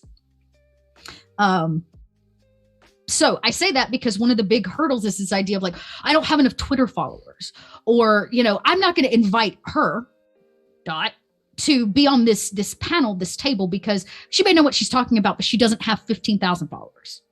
or she doesn't have 20,000 followers. That is a constant hurdle and the imposter syndrome that goes along with it. That's really the crux of this, is that imposter syndrome. It's like, you're not valuable enough because you don't have 100,000 followers, because big shows like Dimension 20 haven't even noticed you or invited you to LA. And you've been doing this longer than other people. Some point you got to be like, fuck it. This is who I am. This is what I bring to the table, and the right people will notice me when the time is right. And I can't stop hustling, right? Like you can't stop doing what you're doing simply because you're not getting the attention that you feel you deserve. You just gotta work. You gotta churn at it and know at your heart why you're here doing what you're doing. I would actually be interested for some of these big name people, or to be like, why are you here doing this? Is it for your fame? Is it for your art? Is it because you love games? Is it because you like, why are you here doing this? Why hustle so hard? Why try to break into an industry that is a niche of a niche of a niche? Why? And if your answer is, and this, this is a question that gets asked to a lot of actors, well, I want to be famous. Well, good luck. 0.05% of every actor that goes to LA becomes famous. Or I want to be a Broadway star. Well, guess what? Ain't no such thing as Broadway stars anymore. Broadway's is a commercialized system in which they use actors to make money for people that you never see behind the scenes. That's all a lie. It's all a lie. So what's the real reason you're here? Why do you want to do Broadway? Is it because you love to sing and dance? Because you believe in the medium as a form of like breaking down the fourth wall? Why do you want to do film? Is it because you think film is like the new age form of storytelling? What is it? Why? And I can tell you, like, I'm here because I love to tell stories. And those other entertainment mediums, as I mentioned earlier, didn't fulfill me. I didn't actually feel like I was collaborative storytelling. I felt like a pawn on a chessboard. Wear this clothing, stand in this light, do as we tell you, right? That's not why I went this way, not the way you want. Right, exactly. Do it this way. I always use the example of like the entertainment industry, specifically film, TV, and theater, are one of the only forms of art where you have to ask permission to participate. A painter wants to use fucking yellow paint, they do it. I'm painting this thing and I'm going to use yellow paint. In theater, I have to walk into a room full of a bunch of people that look exactly like me and try to convince 3 people who have all of the power that I'm worthy of a single role. I have to convince them to let me participate in their storytelling. It is one of the heaviest gate-kept processes in all of art, film, TV, and theater. And I hated it. And I got to a point where I was like, that's not collaborative. There's nothing collaborative about this process. I don't feel like I'm part of the process. I feel like I'm just a pawn in your process. So when I found Tabletop, it allowed me to play with people all over the world, meet new friends, build communities of people that like to just play together and actually collaborative storytell. And without the privileges of like, well, do you have a degree from Yale? Have you worked for so-and-so? It's like, fuck no. This guy might live in his mama's basement, or that guy over there might be a trade broker by day. But the fact of the matter is, every one of those people still have a story to tell. Still have a unique perspective to bring to a table. And because of that, it doesn't make them any less worthy of getting to sit down and share in that process with me and other people that want to share in that process. And so I'm here and I'm doing this, and because I'm terribly passionate about letting people tell their stories, myself included. So as someone that has had a modicum of success in this, what would you say are the pillars of someone who would like to experience success in tabletop or in any media? 2 things. Stop comparing yourself, right? Stop. But it's hard though. I know it is, because I too struggle with it every day, right? I get up and look myself in the mirror every day and I go, you are enough. God, exactly as you are, Dot. Right? You're not going to be critical role. Why? Because there is only one critical role. You are not going to be Dimension 20. Why? Because there's only one Dimension 20. You're not going to be LA by Night. Why? Right? Stop trying to be like everyone else.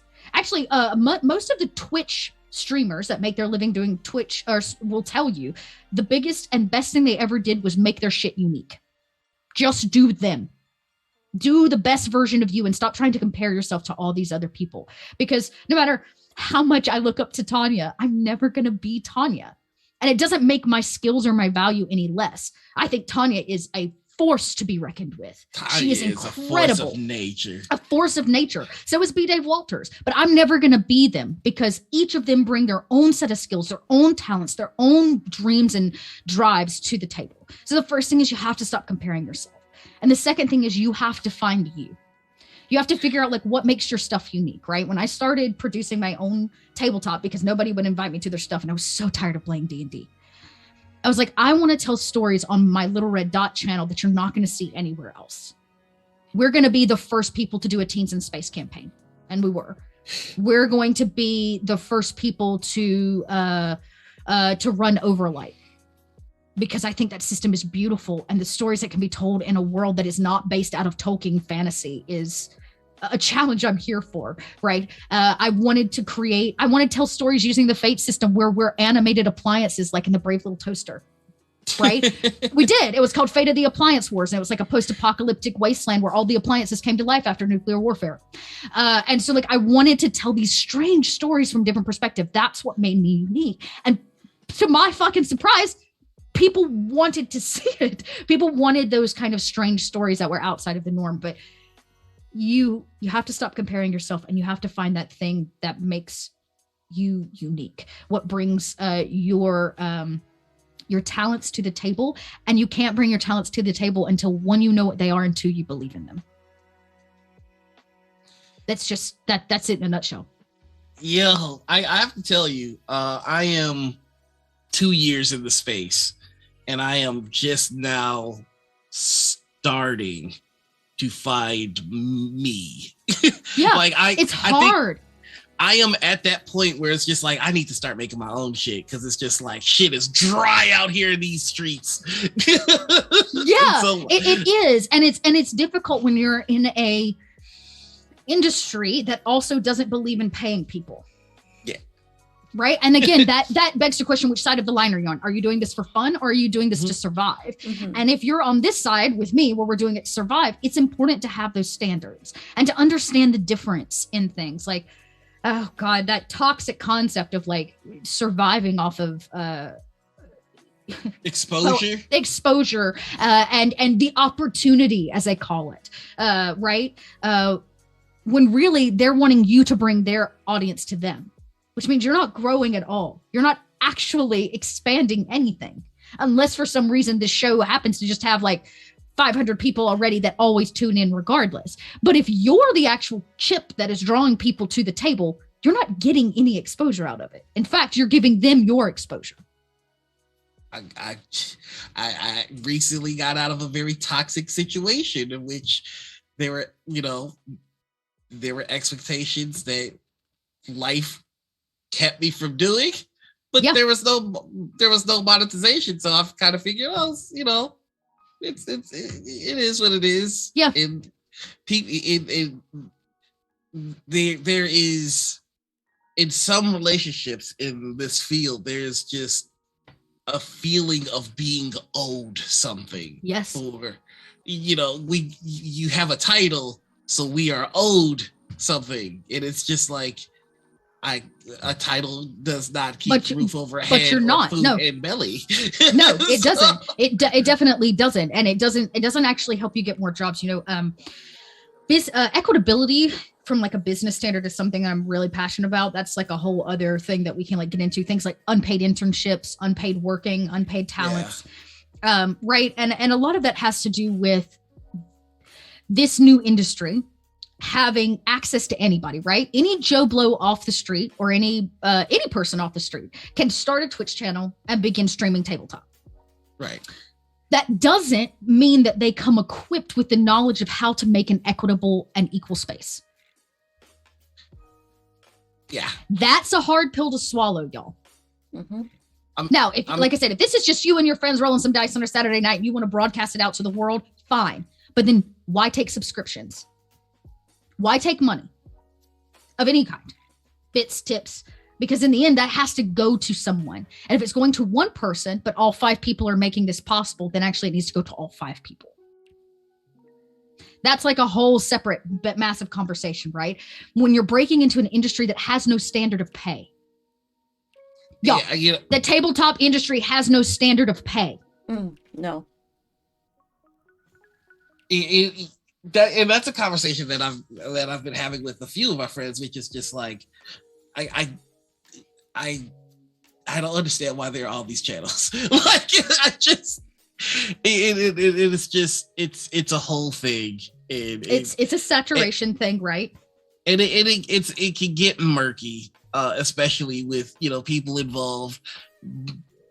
People involved blending the line between friendship and like business with no business acumen. It's just that's when things can get dramatic, and it's just like that's not what anybody needs. And that's why when I started on my channel, I think of all of the stuff that I've put on my personal Little Red Dot channel, there have only been 2 shows where I did not pay people, which is of the catalog of stuff, which is quite a lot. I mean, I only stopped producing on my own channel in 2020 because of my responsibilities in other places.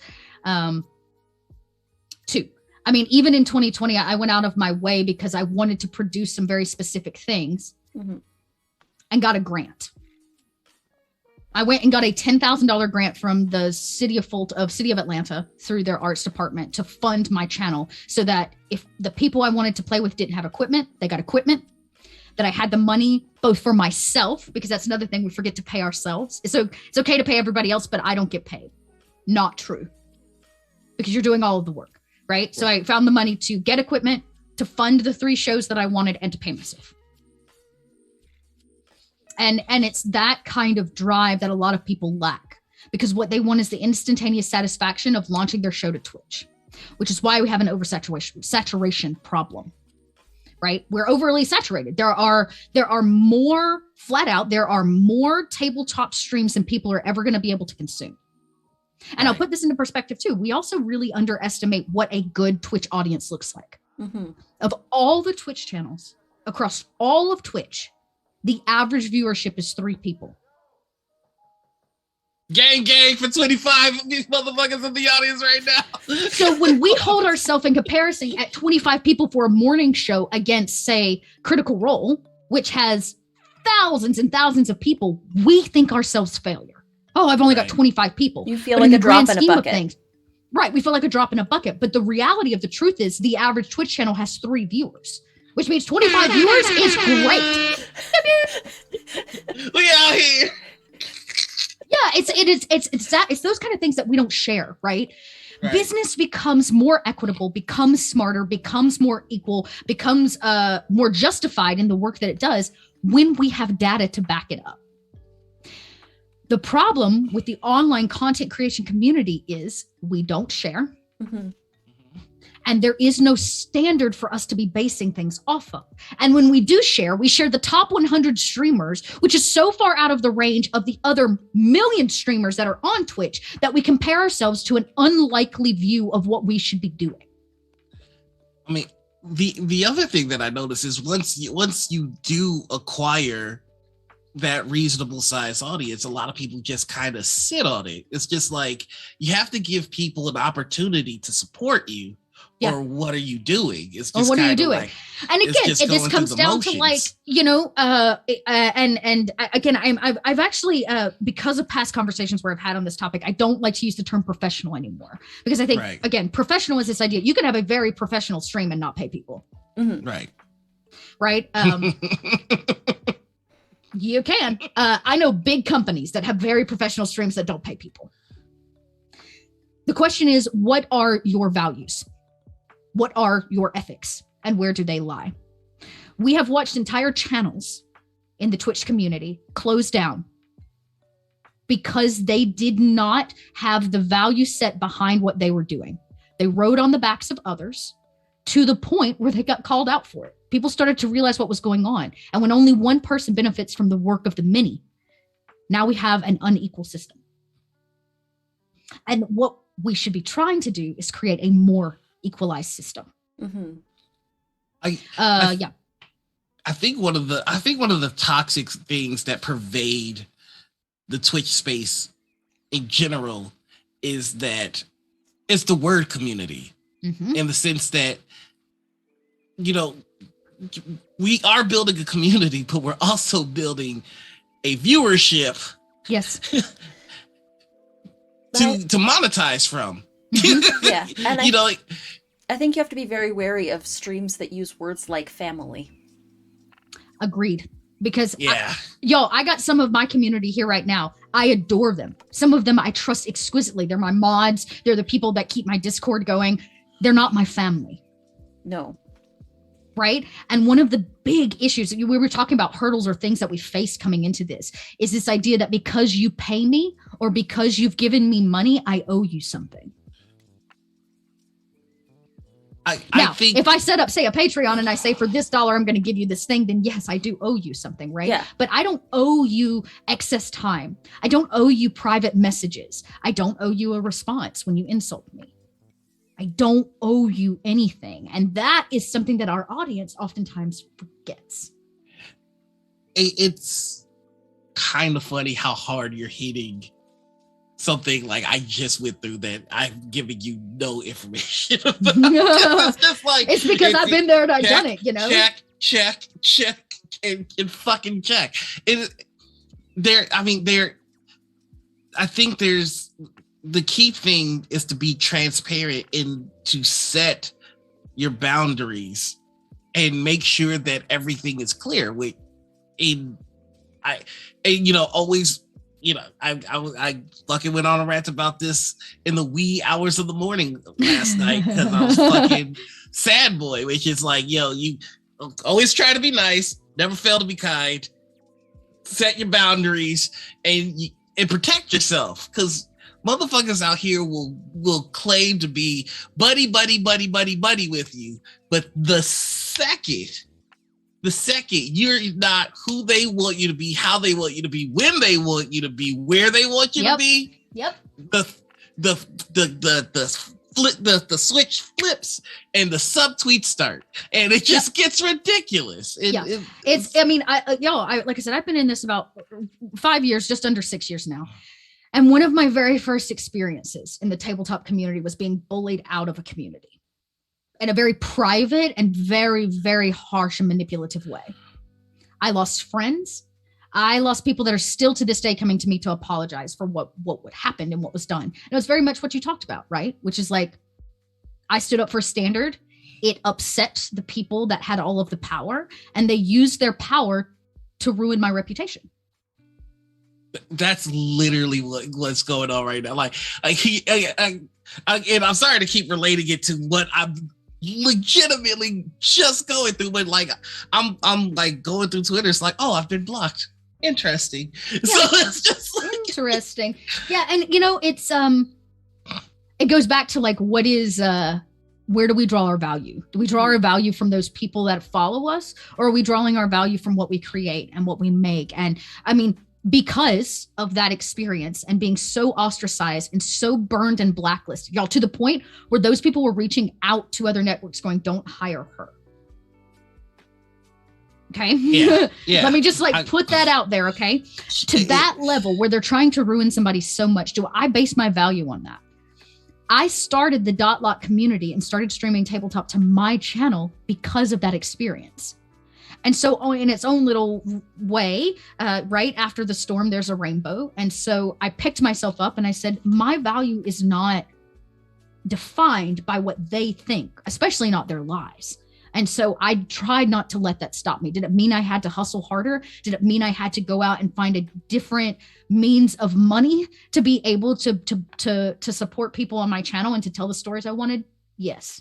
The truth is yes. It was not easy. I cried a lot of tears, and I still, to this day, have an occasional person that's like, do you have 10 minutes for a Zoom meeting? I just like to apologize to you. So it's even not something that's gone. It echoes through my entire existence in this professional life that I call the tabletop entertainment industry. But the fact of the matter is, I wouldn't be here. I would not have the Dotlight. I would not have produced what I have produced. I would not have had other networks see what I do and ask me to do it for them, had it really not been for a small handful of very, very mean and horrible people that pushed me out. And that fucking lit my fire. Yeah. I have a question. Do you forgive them? Is like when those messages come for the Zoom call, I mean, if that's too personal, that's No. completely. I think that depends on the person and what the apology is, right? Because you have to recognize 4 people. I'll just say 4 people. 4 people lied about me, and what they did was they lied to a slew of other people. So all of these people up here believed their lies because they were the people with the power and the privilege. Why wouldn't you? Why wouldn't you? Right? And anybody that has that much power and privilege also has the means to be those people now fear them. So they can't even stand up against them to say, well, I don't believe that. Dot's never been that kind of a person because they don't have that power. We see this in aspects of our entire history and population, right? This is on a very small scale, but so these people up here now are coming back, seeing that these 4 people don't even exist in the community anymore. Those 4 people that did that had to leave because they fucked up so many times, had to go away. So now these people at the top are like, oh shit, I was lied to. I took that lie, I believed it, and I made the problem worse. So I have had a lot of good people come to me and say, I want to just say I'm sorry. Sorry I didn't stand up for you. I'm sorry I let them push me around. I'm sorry I believed their lies. I'm sorry that I was at all an accessory to this kind of bullying. I love that palette that bad actors will eventually get booed off stage. Yes, right. There's only so much we can handle before we see the truth of the matter, right? So and all I could do, right? One of the things my therapist and I are constantly talking about is you can only control what you can control. You cannot control other people. You cannot control what they do or what they say. So in the face of such hatred and such blatant disregard for the love that I brought to their communities and helped how I build up their communities, I could only control what I could control. And no matter how hard they tried, they could not take from me the want to tell stories. They could not take from me my want to bring community together. They cannot take that from me, no matter how hard they tried. And I wasn't going to let them. Like I said, maybe they just fueled my fire even more. Yeah, I think they did. And like, I'm about to steal your whole fucking model. It's just, I mean, right? It's sad that this is so common in this space that the steps are all followed and the story is beat for beat. It's the exact same goddamn thing. And it happens over and over. I know that I'm not the only one. I know that for a fact. Some people don't make it through the bullying and they simply leave. Do you blame them? Mm-hmm. Do you blame them for just going away? No. But it does take any kind of working in any kind of professional entertainment does require what my mama calls alligator skin. You got to have it. You got to have it to hear no over and over. You got to have it for those people in the entertainment industry that are in it for themselves and not for the larger purpose of like creating the art or the stories. Build up your alligator skin. That way when they come at you, you're like, bitch, I've been here since the dinosaur age. You can't stop me. Right? You can't stop me. And it may redefine how you make things. It may inspire you creatively in a different way. It may mean you have to work harder and smarter instead of faster and sly. But it does mean that in the end, you have the thing that you are proud of. That thing that has your stamp of approval and that has created the environment and the joy, at least for me, that I wanted to bring to this space. And so, it's not easy, but you can do it. You can do it. Well, it's like, a secret or silent rule is that you're going to leave a lot of mediocre people mad behind you as you continue advancing in the space. And, that's just... It's hard. And, this is a hot to trot topic too, but for all of you out there that are wanting to start your own channels, right? My question is why? Why not just go be a part of a channel that's already out there? Why muddy our waters more when you have a set of talents that no doubt somebody desperately needs? Starting your own stuff is difficult from the ground up. It is hard. And it's not saying that you can't do it, but if what you're looking for is the high level of success, know that that's the likelihood of that, like the likelihood of the Little Red Dot channel becoming the next great tabletop channel was never my plan. Right. My plan was to simply build a catalog of what my producing looks like, to set a standard of the kind of stories I like to tell and the diverse people that I like to work with, the games that I like to play. Set it up, and then I go out and find the person that desperately wants what I can offer. God damn it, Doc. Like, I thought I was being clever. I thought I was just like, all right, I got this roadmap. It's original. Just remix it off of what. But it totally, here's the thing though, it's not that it's not original just because it is a templated start, right? Because your final journey may not look anything like mine at all. And it you know, just go do your thing. Like that's also, it, right? Go be the best version of yourself. There's no shame in using what works as long as you use it the way that only you can use it. Oh, I'm not mad. I was just like, damn. That's exactly what I'm getting ready to do. Yeah, and dude, I'm here to tell you, do it, right? Like I'm at the point now where I just genuinely don't have the time to be self-producing. And I took all of my self-producing energies and now I produce this podcast that I love dearly, right? Stitch of Fate. And all my producing energy go into that and Cobalt Press pretty much exclusively now. But that's nice because it's a level of exclusivity that I never thought I would have. Mm-hmm. I always thought I was just gonna have to work a day job and hustle for .lot content. And now I can say there are the ups and downs. There's my sadness of not always being able to give as much to the .lot in terms of the content direct on my channel, but you can sure enough find me in other places, right? And I took a lot of what I learned from that experience, what worked for me, as you mentioned, right? Like I came out of these channels that would have like 50 different ways you could donate, and you'd get a nat 20 and you get an advantage and you get a thing and pull from the deck of many things. And my nightmare as a GM, because again, we're giving too much control to our audience. Right. If my audience can donate any amount of money and affect my story outside of my control or our control at the table, that is too much control. It's too much control. Now, if you want to be like, here's an advantage for you to use when you feel like it's ready. Or the system that ended up working for me was like, screw everybody giving individually. What if we fill a bar together? Right? I've labeled them a variety of things, but you'll see it. If I work for a channel, we use something like as a single bar. That's a single set amount that we're all trying to fill. And when that fills, whether it's the drama bar, the corruption bar, I've called it the darkness bar. I've called it so many things. When that fills, then I, as the GM, get to raise the stakes at what's happening at the table. So you may want to see the stakes raised. You may want to cause some drama for the players. You may want to drop some corruption in their storyline. You all can work together to do that, but I still get to define and make the table safe for my players. Mm-hmm. Yeah. And that worked for me. And when I stopped doing stuff at the .lot, guess who I gave that to? Mike over at Unmade Gaming, because I run my games for his channel now. And I was like, dude, this works for me. He's like, how are you making money on your channel? I was like, this. I stopped doing this. I started doing this. I'm telling you, if you do this, it will change how your channel functions. And it did. It changed the way Mike earns money for his channel. I love that. I love that. I'm drawing shit up for my stuff, and I'm just letting you know right now, I'm stealing the shit out of the bar model. Come talk to me. Just come talk to me. We gonna have a conversation. Yeah, you come talk to me. Yeah, we'll talk about it. Because I mean, I also in the process of having done 20 productions on my own channel, give or take, right? I've learned like what it costs to bare minimum for a production, right? From paying the players X amount for 4 to 6 episodes. Cause I used to do a lot of short stuff. That's another thing. Mm-hmm. Stop trying to run 2-year games. 1, your audience will never watch all of it.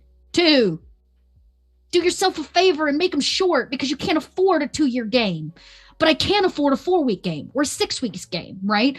So lay your budget out, right? Know what you're paying your people. What does it cost me to get artwork done, to make the trailer, to get the overlays? Like, have a budget. A 4-week show cost me this, which is how I know I need to go find this amount of money. Instead of being like, oh, we'll just see how much money I raise and we'll plan to pay the players this. Well, what if you don't make that money? Now you're coming out of pocket. That's not a good business model. It's better to have your money up front. And it got to the point because I wasn't quite as active on my Patreon anymore for funding my streams. I wasn't doing as much live, right? In terms of earning subscriptions and bits and tips and that kind of stuff.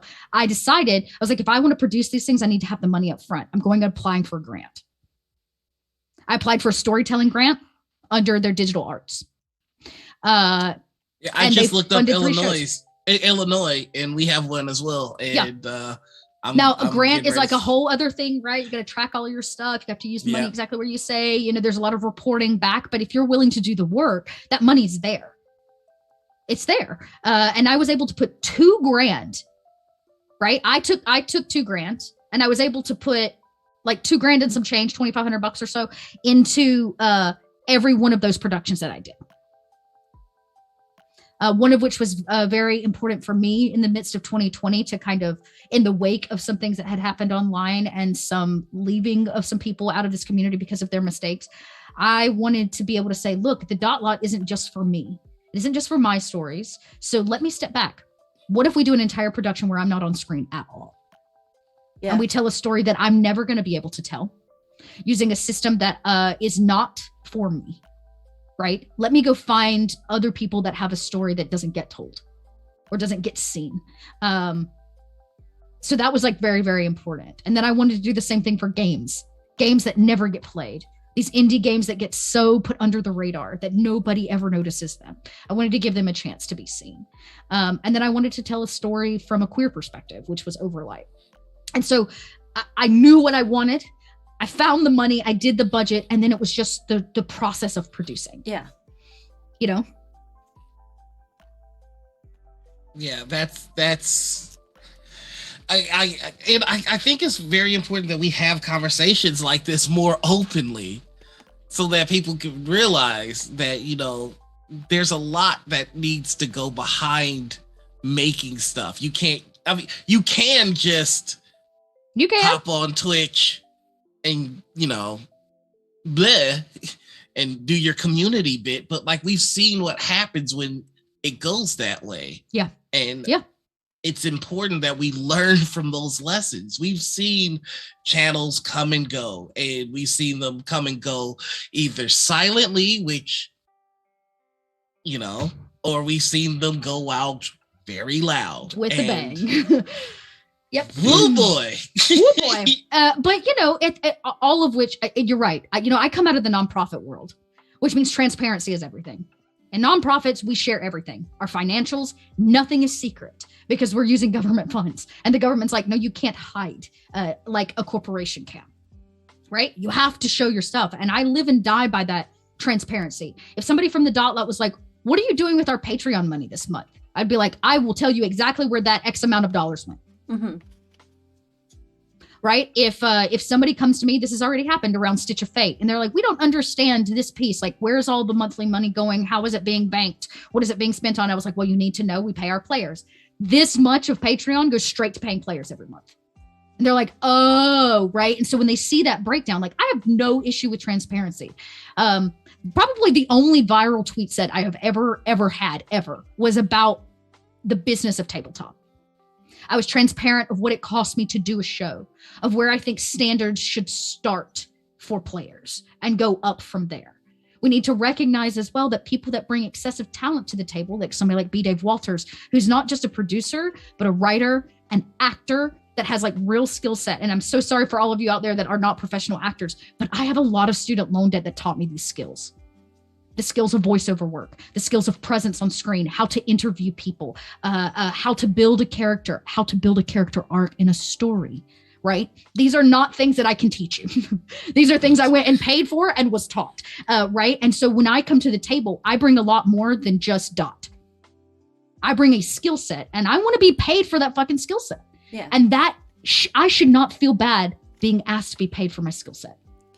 You bring dot, and you bring all the knowledge and experience that it comes with. All dot. That all comes with it. So you bring a dot. That's also a tough place to be. And all the trimmings, right? Exactly, the dot and all the trimmings. So people are like, "How do I break into this industry?" Well, I have 15 years experience in the entertainment industry before I ever got to Twitch. That's a lot. That's a lot. Oh, do I have a link to that business tweet? Oh, you best believe I probably do. Heck yeah. I got it somewhere. I'm gonna have to put my glasses on for this one, y'all. Look at me.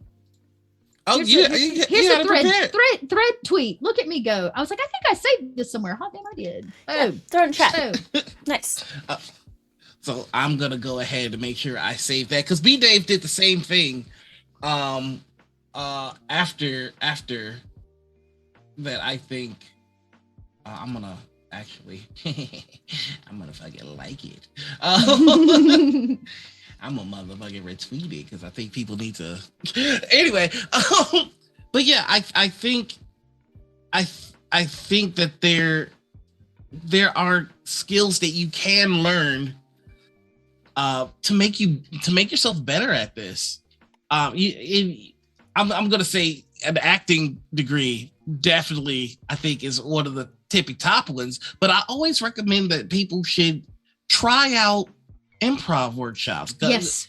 You know, I've gone to Annoyance, I've gone to IO, I've gone to Second City. Try stand up. Stand up is like, I'm not gonna say it's easy, but it's talk about a humbling experience. Holy shit! Like stand up teaches you to listen and to write. You know, and so I recently had somebody who was upset with me that I use content from my life as content. I'm a stand-up comedian. That's all my life is. Like that's just the way it goes. I use my emotions to help me connect with audiences. Not anybody else's emotions, but mine. Yeah. And that's how I built my characters. That's how I write my stories. That's how, you know, and that is a skill, you know, and that should be. And really, you know, improv, when I stopped working in theater, I took a break and I went into education, mistake. And y'all, vice principal, I was not cut out to be a vice principal. I did it, but was not cut out to be a vice principal. And then I went back into theater. Ever. Okay.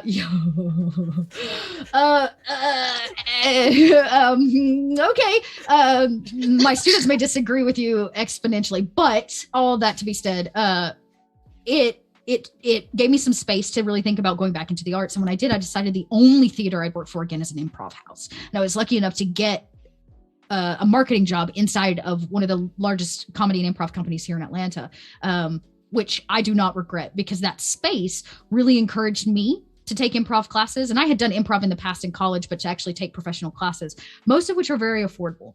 Y'all, you ain't got to go get a 4-year degree. Noir is right.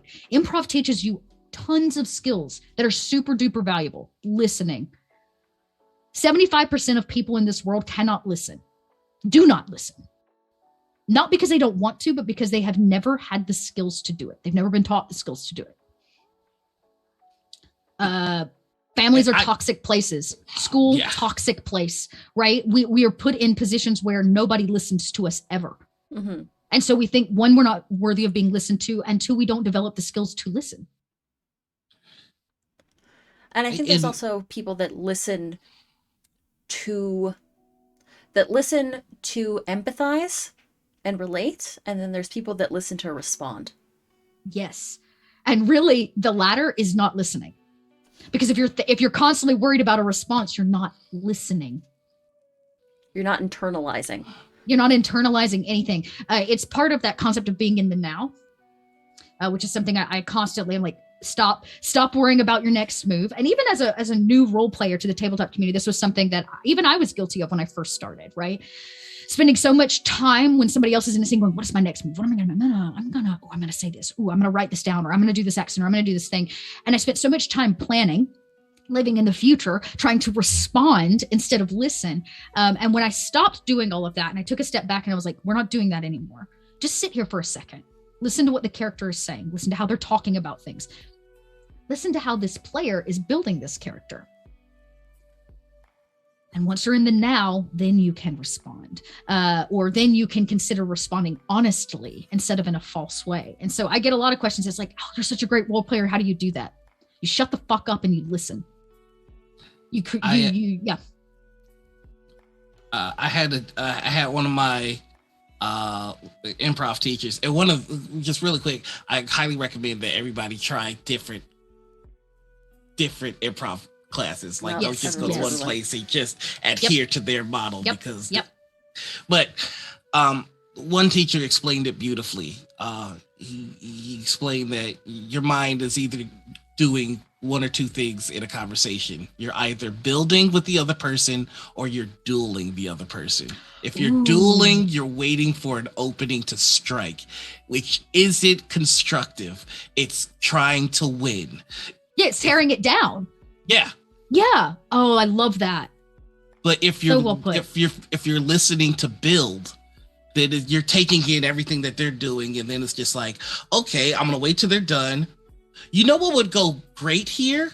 This. And if they're listening to build, they're gonna do the same thing. But if you're listening only to have a duel, like, oh, I can't wait for them to say this thing so I can just like, then what the fuck are you doing? Mm-hmm. We've all been at the table with what I call the one-liner players that just sit there to drop a one-liner or to do the punchline joke. And it's not that it's out of character, but it doesn't mean that they're offering anything to the story.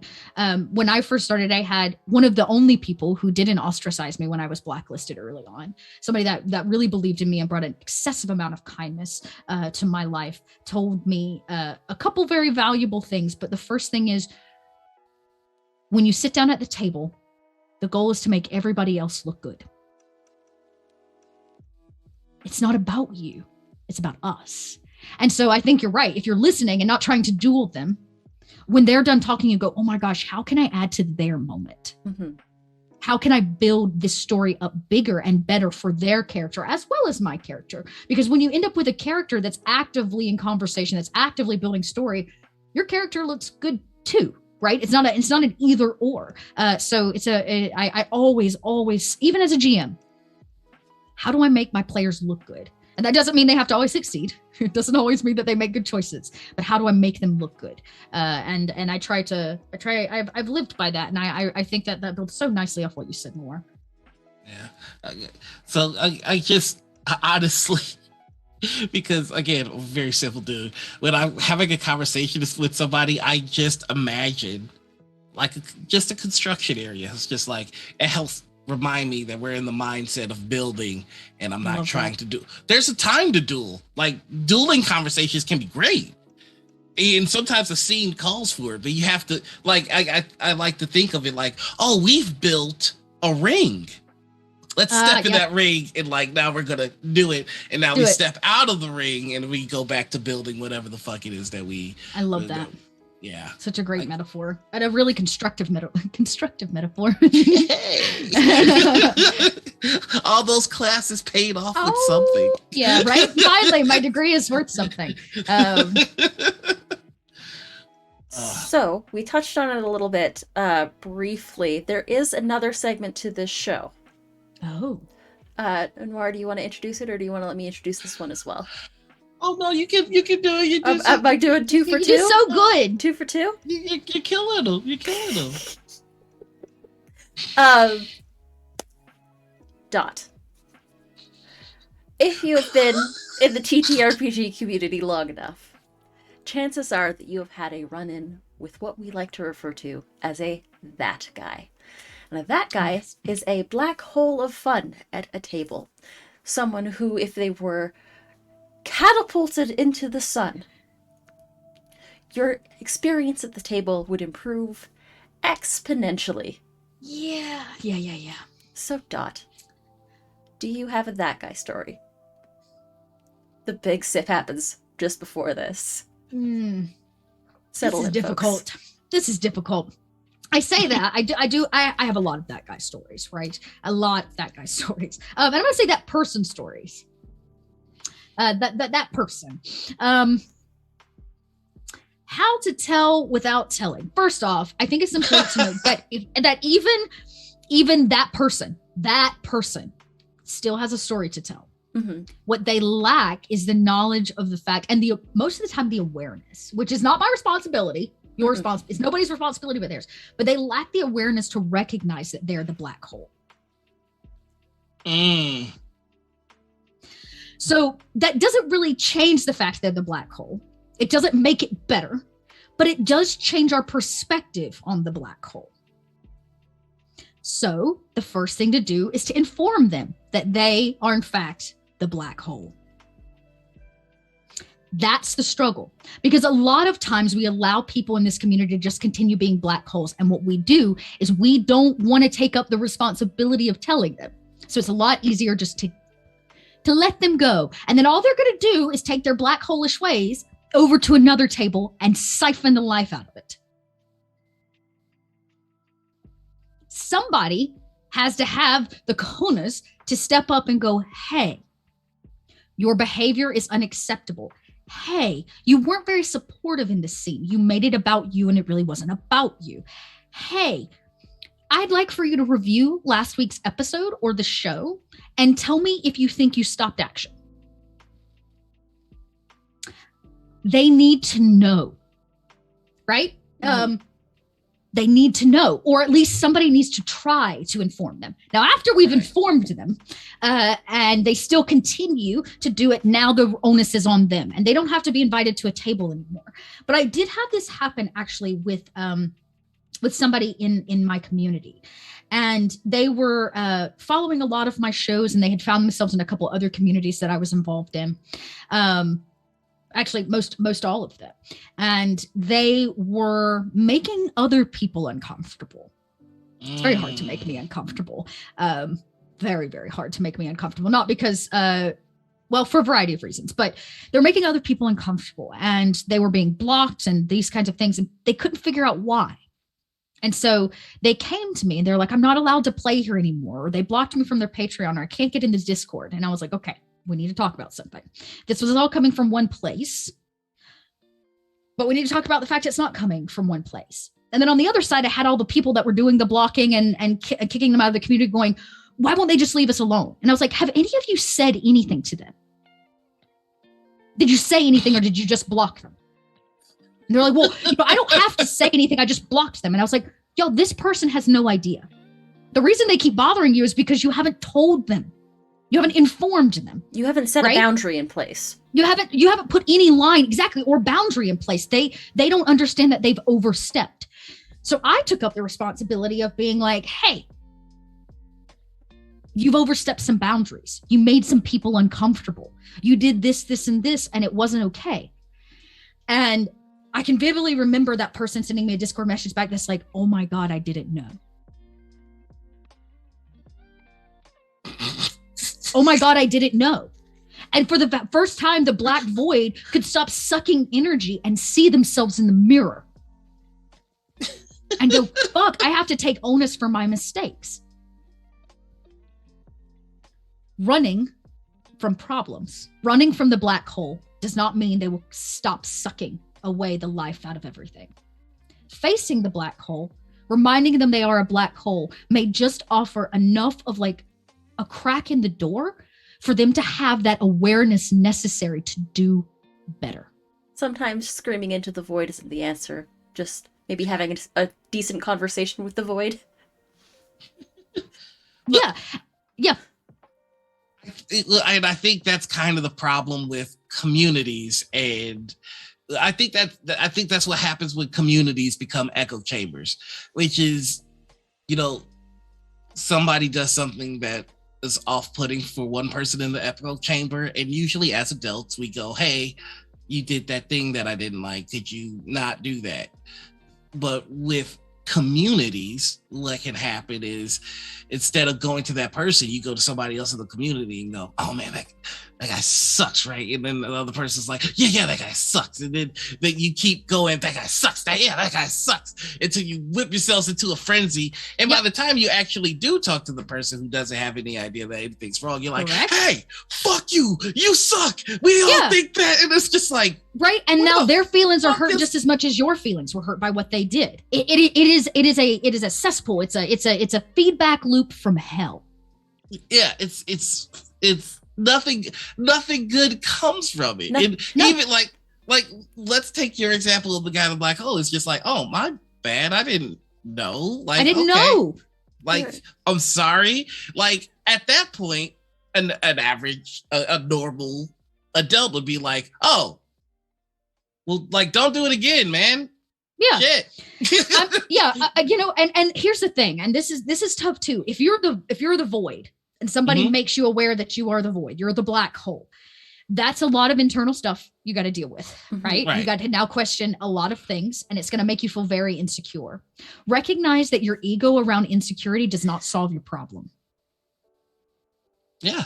I mean, I think I personally, because again, this is very close to a situation that I'm actually dealing with. Somebody said that, you know, hey, you're a black hole. And it was that it was the whole feedback loop. And I was like, you know what?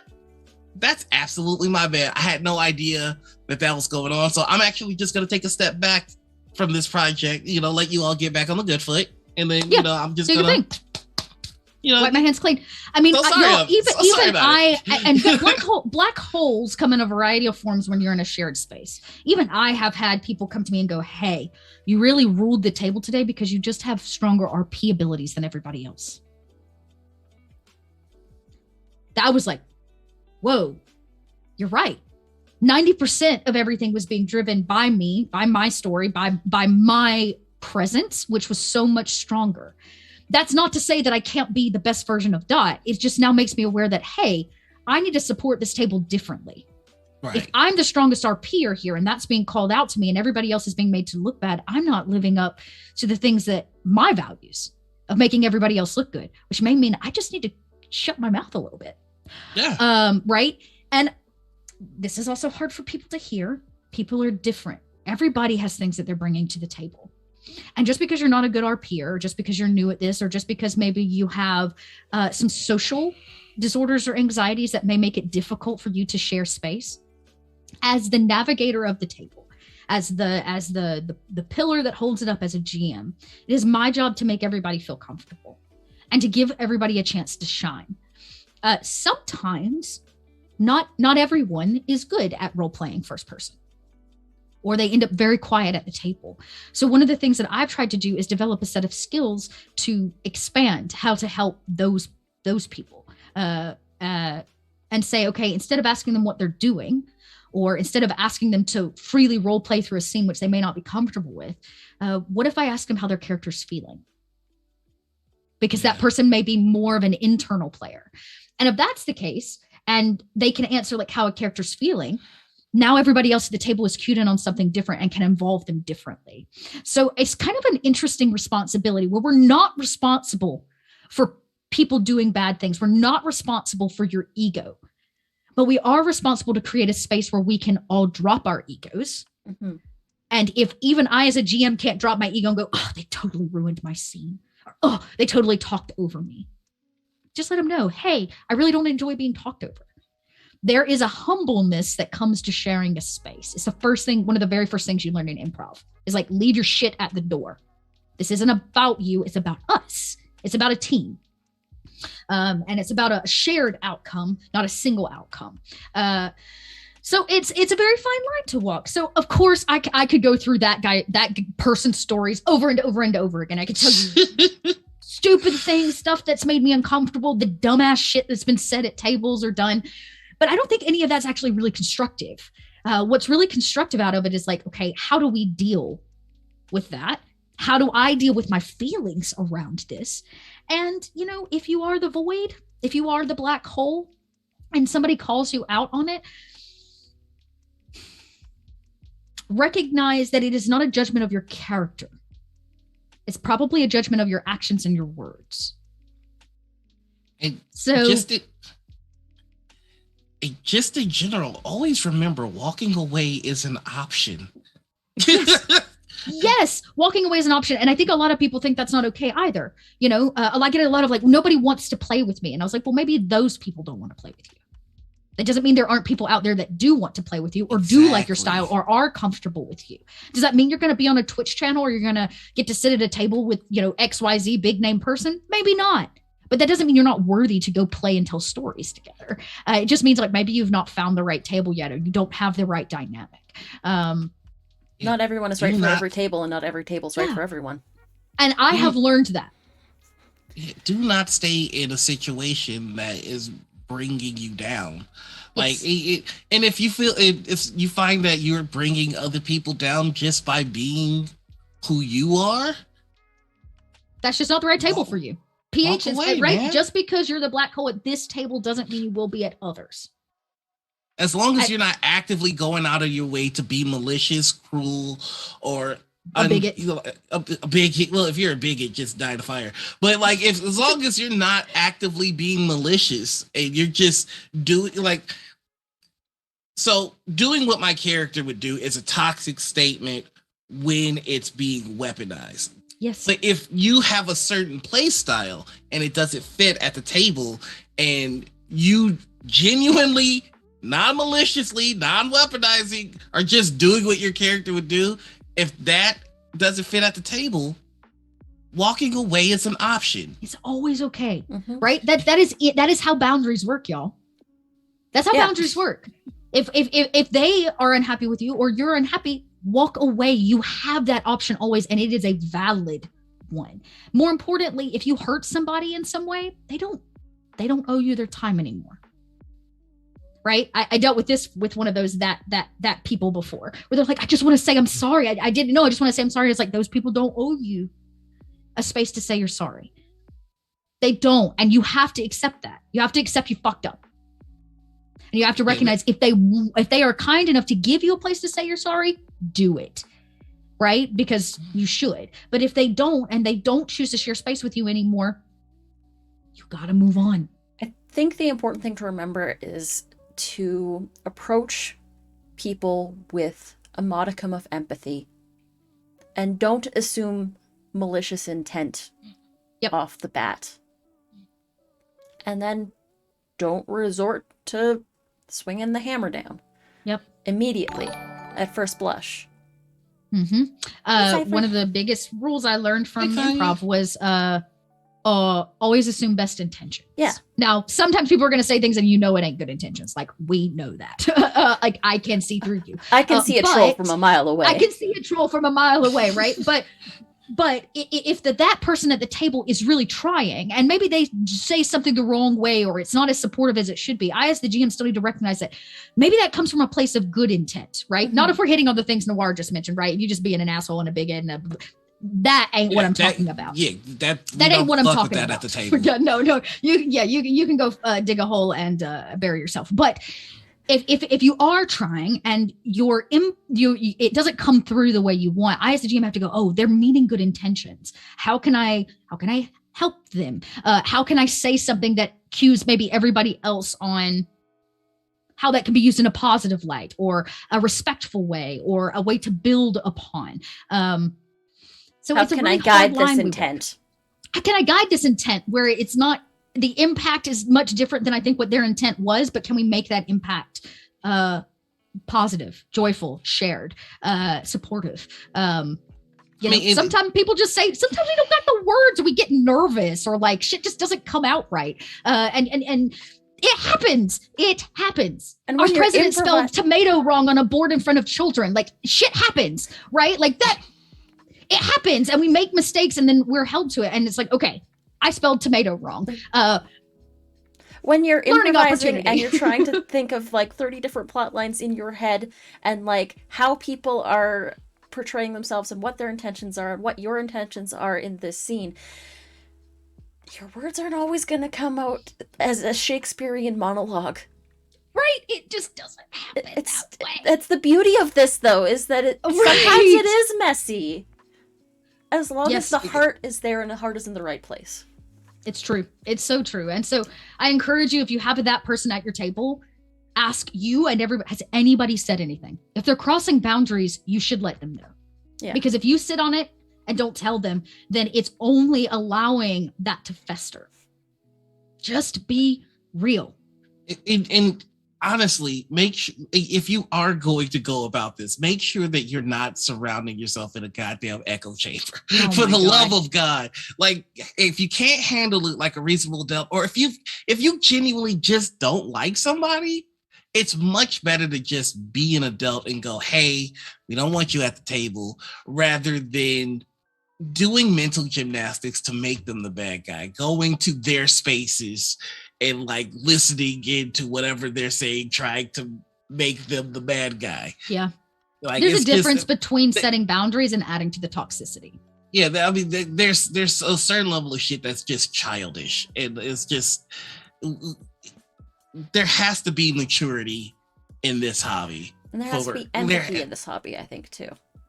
Yeah, especially when we're telling stories. I mean, when we build story, I always tell people, two things that have been with us since the dawning of time, since humans stood upright and made fires, is we have played games and we have told stories. Look, we are like, right? I'm sorry. Go ahead. No. You do you. I was just saying, Rumpel, trust me. I love a good roast session. Yeah, a roast session. Yeah. I love a good roast session. But the thing is, like, I personally have the rule of, if I don't try and engage with the person and try to establish a relationship, or at least try to like tell them like, this is my beef with you, like, can we fix it? Then like, then that's when I engage in the roast session. Or if I'm like, look, if I'm roasting somebody that I'll never fuck with, like I don't think that I'm ever gonna fuck with Aaron Rodgers, so I'm gonna roast Aaron Rodgers to filth.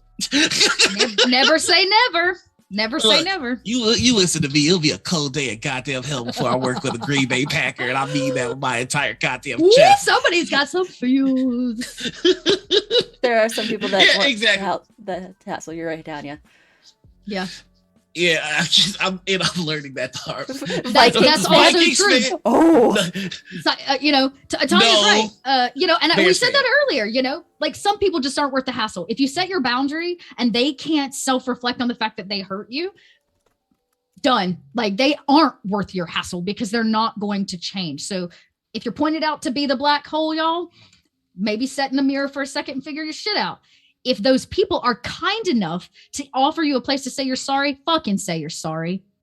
It is one word. And you know what? It may not make a difference, but you'd be amazed at how much a sorry can actually really, truly mean something. It may not mean you get back to the table. It may mean you still have to move on and do other things.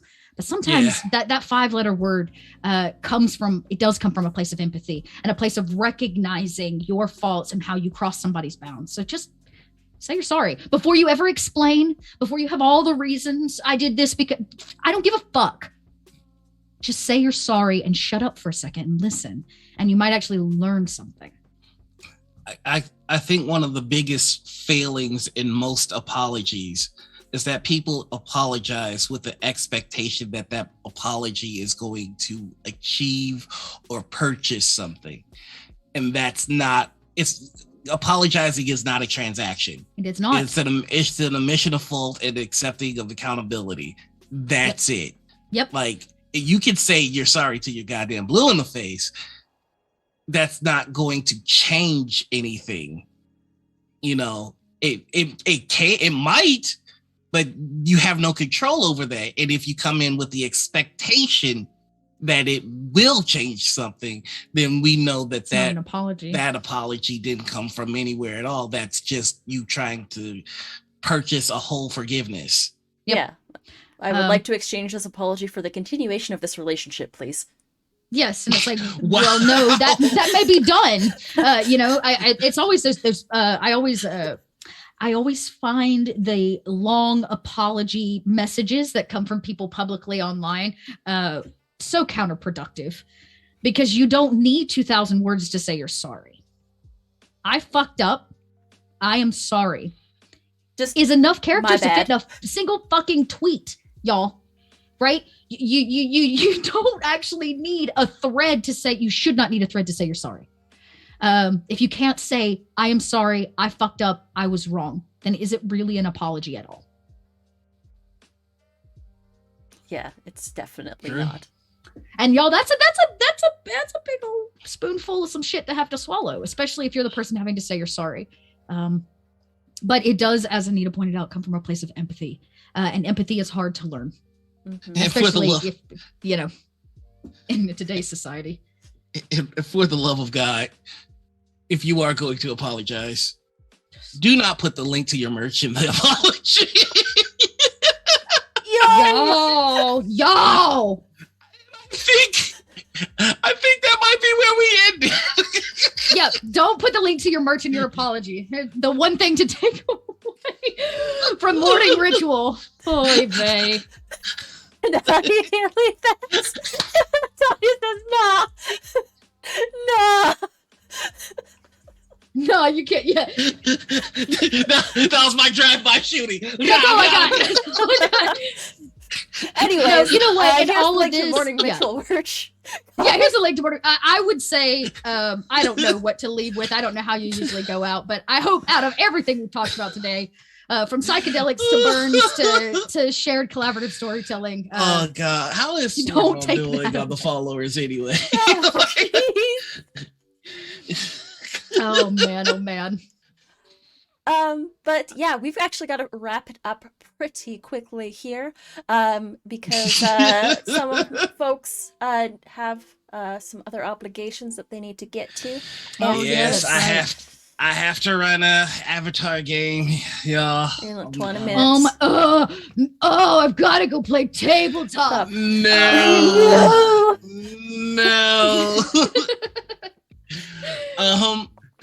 So we should start the outros. Yep. Thank you so much for joining us, Dot. Of course, this is the part.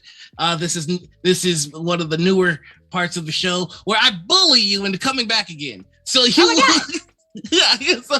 come back again, or else nothing's gonna happen. I'm just like shaking my fist. I've been one of your hosts, Noir. You can find me all over the internet as the NoirEnigma. That's Twitter, Twitch, YouTube, TikTok, and Instagram. On Mondays, you can find me right here in Critical Missiles for Kingsguard. It is a 5th edition game taking place in my homebrew world of Gloria, which I've been playing in for the last 22 years. Wow. Yikes. Yep. Please. On Sundays, please be sure to check out Rivals of Waterdeep, and also, hey guys, Rivals of Waterdeep has a TikTok, so check that out. But please check out Waters of Rival Deep. It's okay, just hit that reset button. Try again. It's cool. Good. This is why I need to sleep. Please check out Rivals of Waterdeep every Sunday. I'm the guy behind the scenes. It is great, and they're going to be at PAX for the finale. So if you're going to be at PAX, definitely check that out. It's going to be awesome. Every Wednesday, you can find me over on Follow Black Cats Gaming for the Spy game, and nothing else on Wednesdays.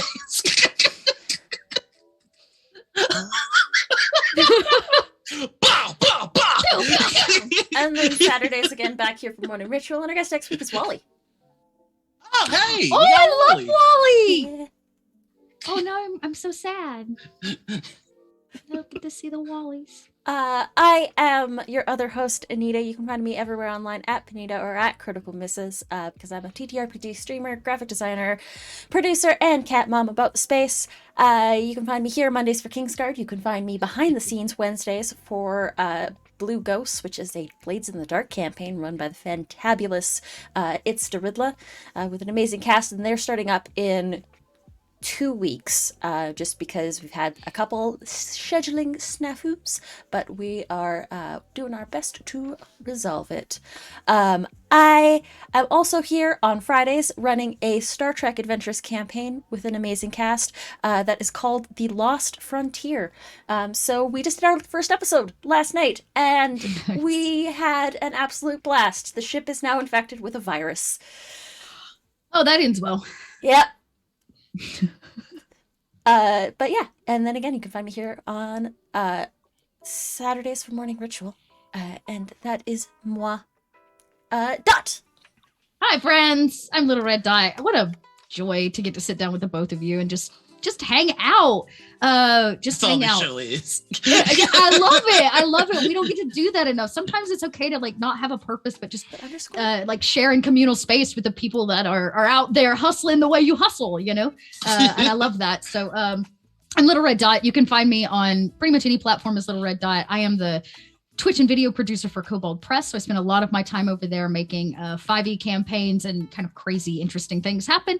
And the rest of the time, I'm the producer for the Pod by Night network, which is what we are expanding into. But right now we have a podcast called Stitch of Fate. Check it out. It's got Mark Meir involved, the Bubbernaut, Mathis Games, and of course Gaming FTL, and myself included. So we like a little it's kind of edited more like a audio drama than a proper tabletop podcast, but we love it and everybody else does too. So go check that out. And then the rest of the time, I get the joy of playing all over the place on Unmade Gaming. I play over with Trooper SJP on Friday nights, and I should be kicking up a couple things. And remember to keep your eyes on, can't say this, keep your eyes on Modifius, since I'll be dropping some writing in 2022 with them, and some more writing for Kobold Press, where my name will also be on that. So I'd appreciate you giving those a go.